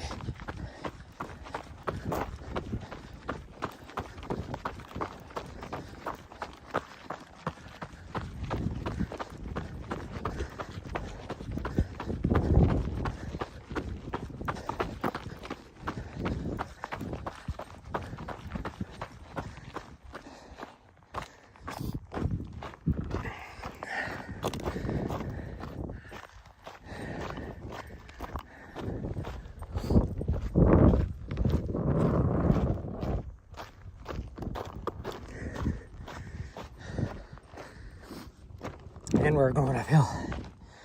Actually, we're probably gonna get 1,500 feet. I figured about 1,200. Somehow we're at 1,335 feet right now. And we got at least 100 feet of climbing going back. It may not look like it, but this is actually uphill right now. This whole thing is uphill, except for these tiny little washes that we go down into and then up the other side, but it's all uphill. Whew. I am freaking spent. I didn't have a lot for breakfast today because I don't have a lot for breakfast. That's one thing I need to do when we stop to get water, is get some things for breakfast. Because I got at least tomorrow, I guess I don't really eat anything for breakfast. I'm gonna buy at least a kombucha or two, because you can always stop at a gas station and grab something, like a little pack of donuts or something.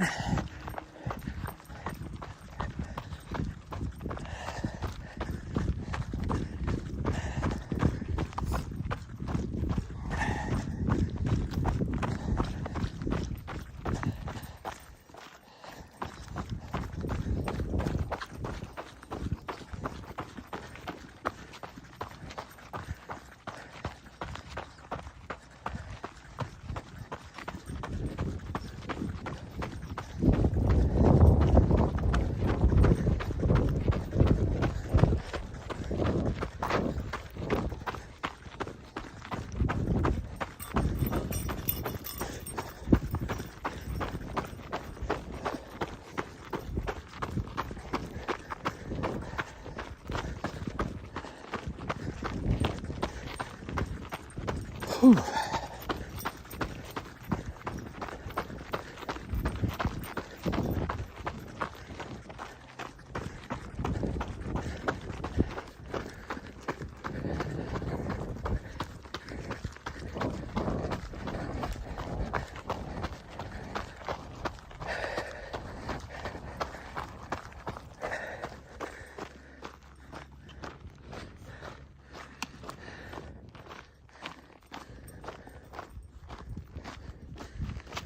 Whew. Well, this is really, other than my race, this is really the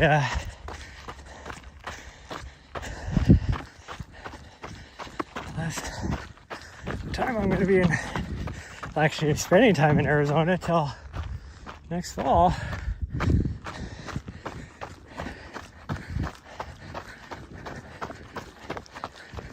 Because there's no races down here for me to work, because everything's too hot. They just don't have a lot of races other than night races anymore, and they don't have those on any television schedule. Like I said, it'll be my next race after this, or I should just say my next race I'll be working is Western States in June. So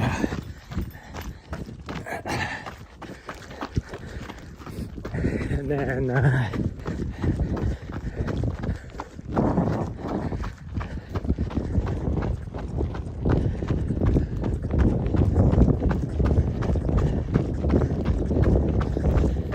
from there, Hard Rock, and then High Lonesome, then Crazy Mountain, and then I think I have a break until the Rut.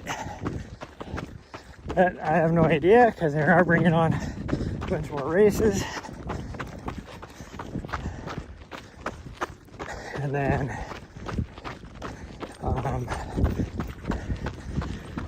probably Mammoth. My guess is they're probably going to be doing Broken Arrow, but I can't do Broken Arrow.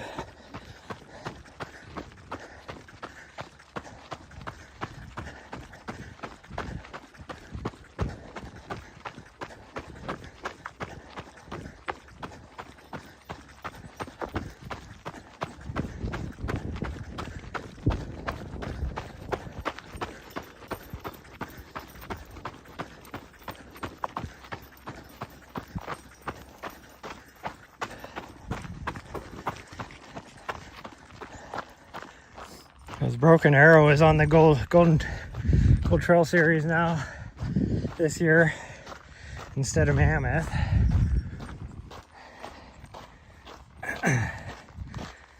Which that makes me wonder what. Usually they do all the US races together. So what's the other race they're gonna have?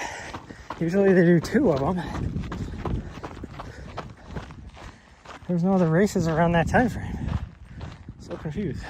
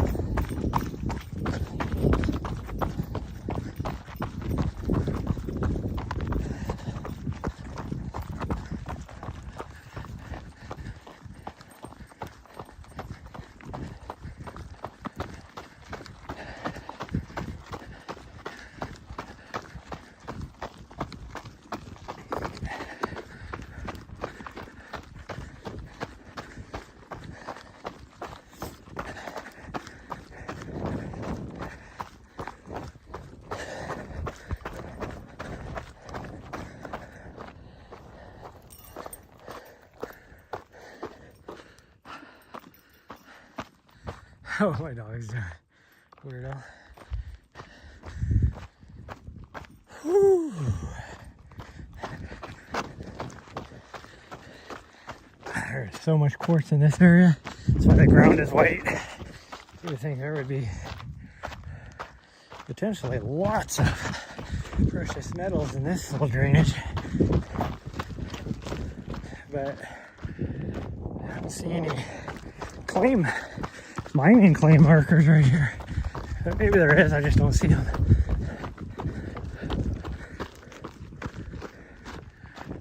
I'm looking around though, and I definitely don't see any.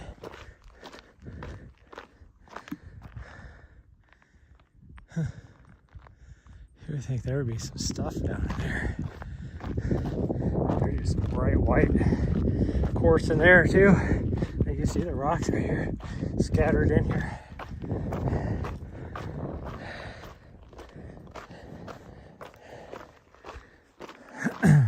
Oh, there's a claim marker right there. I just couldn't see it. So there's probably another one up above us that I can't see. There goes an OHV, I think. Guess it could be a Jeep. Hard to tell by the sound of it.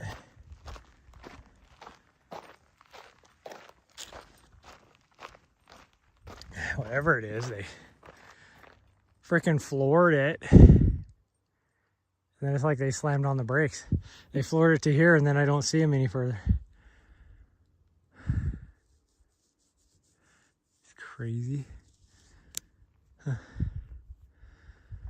Who knows? Oh, I do see a dust trail over there now, so I just must not be able to see them.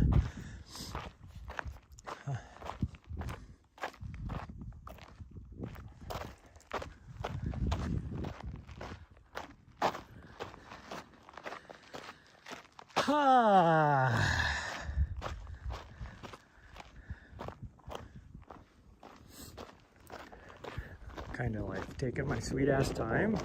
Not because I'm tired. I am tired, but I could easily run.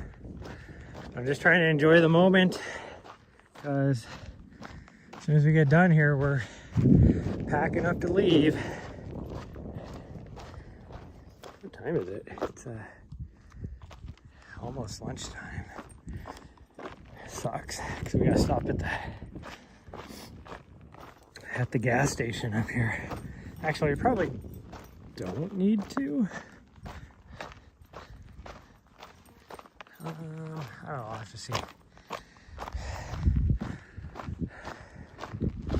Because I would almost rather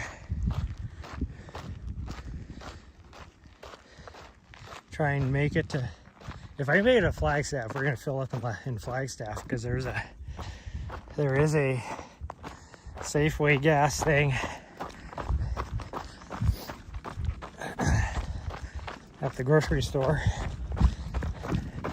where I need to fill up my waters. So I can knock out all 3. And I probably have close to $1 off on gas too.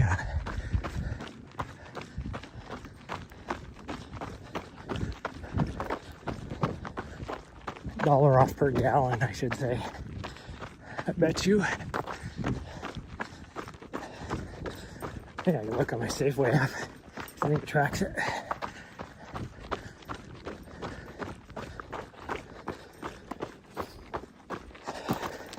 That way I don't have to stop at the frickin' truck stop up here, which is always busy. But I guarantee it'll be busy on a lunchtime on a Sunday.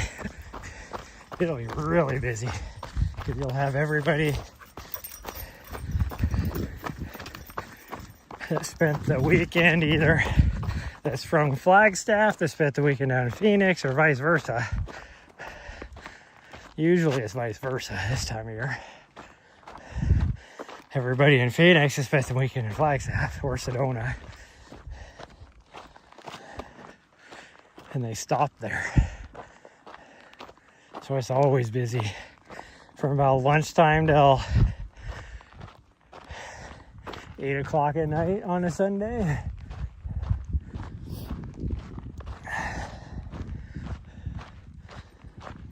I need to figure out if I can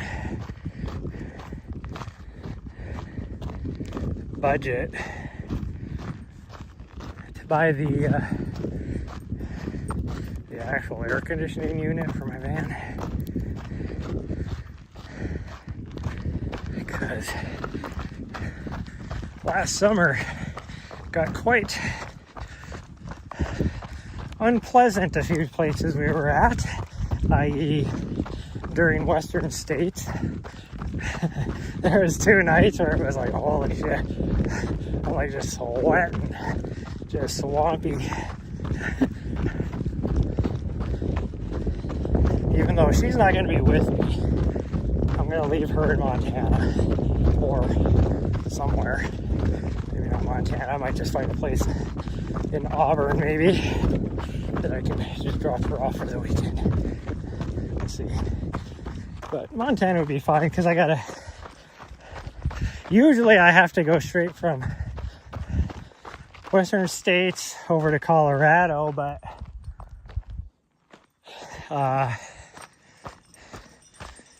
I have 2 weeks now instead of 1 week in between the two, so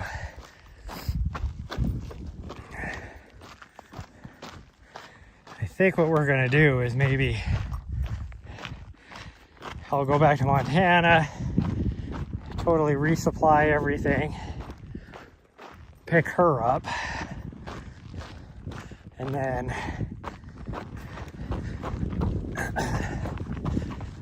drive down. But on the way down to Colorado, there's an area in Utah that I want to explore. There's actually 2 areas in Utah I want to explore. So we could take a couple days doing that. And then we will start hitting the mountains. Colorado, there's... want to try and hit some new 14ers that I've never been on, that she can also do.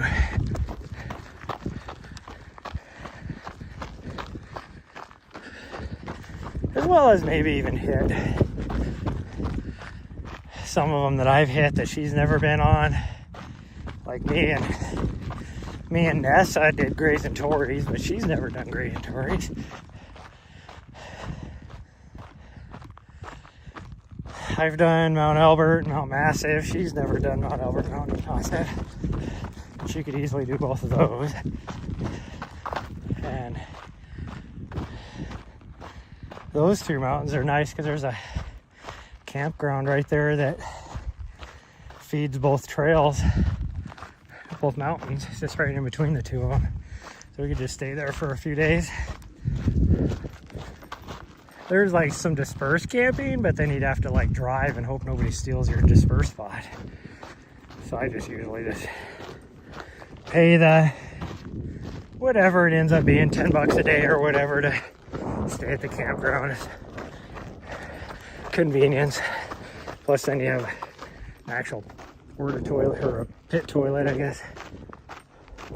All that kind of good stuff.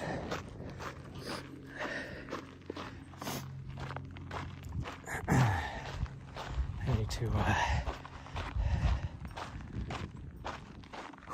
I need to dump my, speaking of toilets, I'm gonna have to dump mine when I get back to Montana.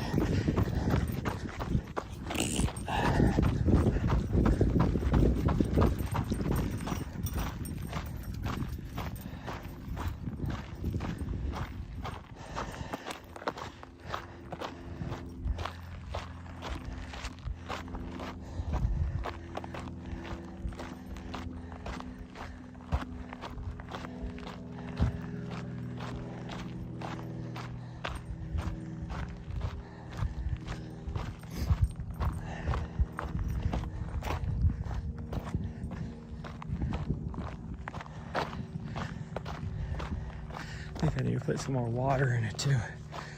That way on the drive back it can kind of mix and everything and turn more slurry, so it's easier to dump.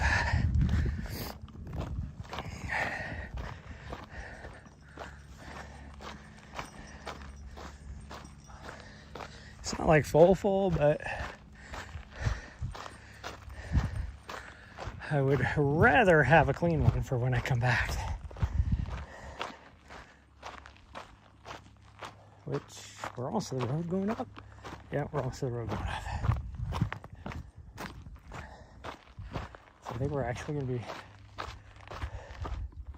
almost exactly 10 miles.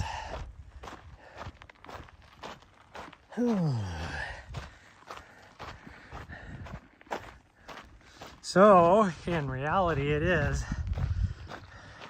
I think, exactly what I thought it was, 9.5 miles or just over. Because we did that extra, at least a third of a mile when I forgot the battery. So,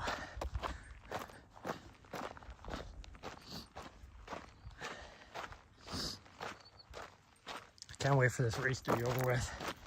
I'm excited for the race. I'm glad I'm doing it. But I just want to get it done and over with. I don't care if I'm DFL, just get it over with. Although if I'm getting close to like DFL, I'm not gonna, I will push myself so that somebody else can be DFL, because usually DFL gets like this big, you know, they get some sort of prize for being DFL. And I don't need a prize. Give it to somebody else. I think last year's prize was a free set of Lecky poles. I mean, that's like, you know, $300 poles. The second year was like, it was basically a year's supply of liquid death. All the cases that they had stacked at the finish line, the DFL got all those. Now that I would take. I like liquid death, but I could definitely stack that in my van and drive it back to Montana, put it in my storage shed, and just take a case out here or there throughout the year. Every time I go back, I could do that. But who knows what it'll be this year? You never know. 3 years ago, I don't even know. Did they have anything 3 years ago? Maybe they didn't have a prize for the DFL 3 years ago. You never know. Nobody tries to be the DFL.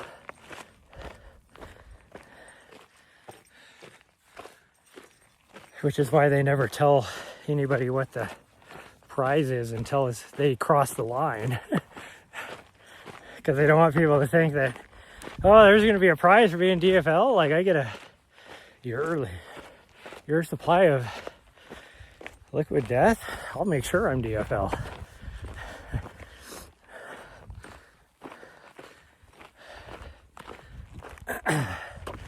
So they don't ever announce it.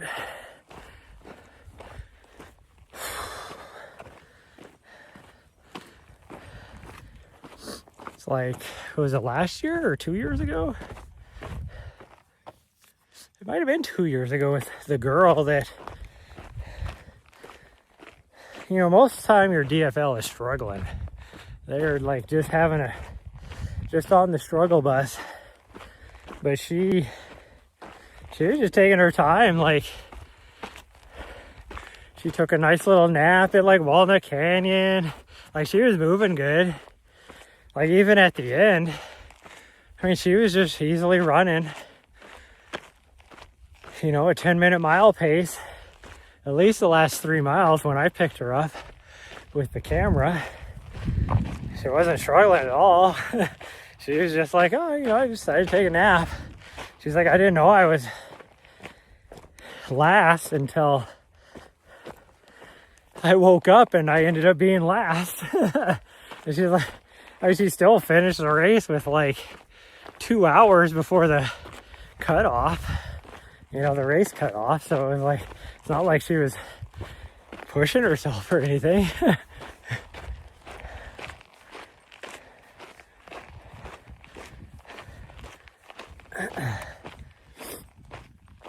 Of course, my dog ran straight through the mud. Got her muddy paws. She's not gonna like this drive either going back, but because she's gonna have to be on the other side of the barricade, she is not gonna like it. But surprisingly, she does better over there. You think she would want to be over there. It's like she feels safer over there anyway, so she doesn't freak out as much. Because she's definitely way more mellow when I have the barricade up and she's over there, you know, buckled in with her seatbelt. Versus if I just have her seatbelt on and no barricade, she's just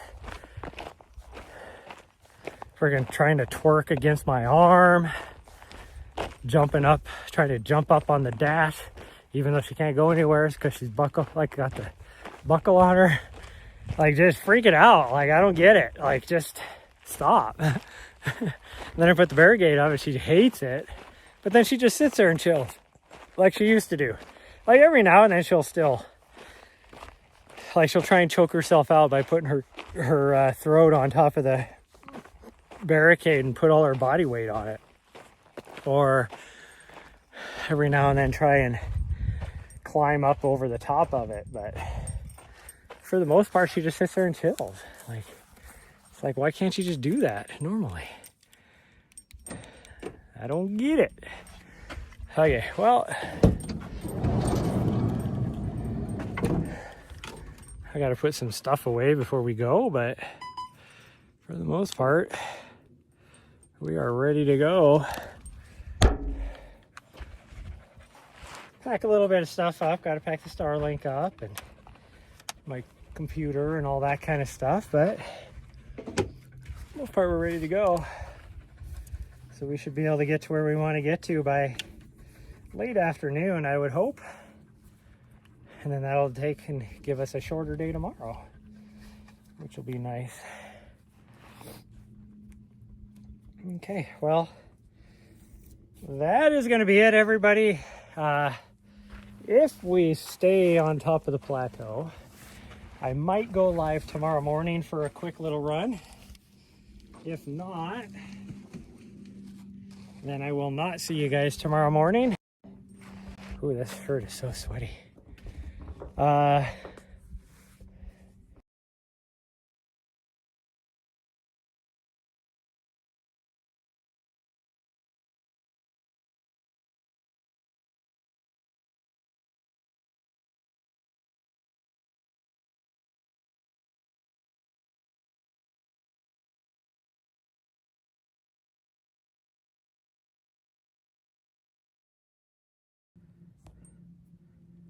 It's like, why do you keep going to the freaking mic up in the cab?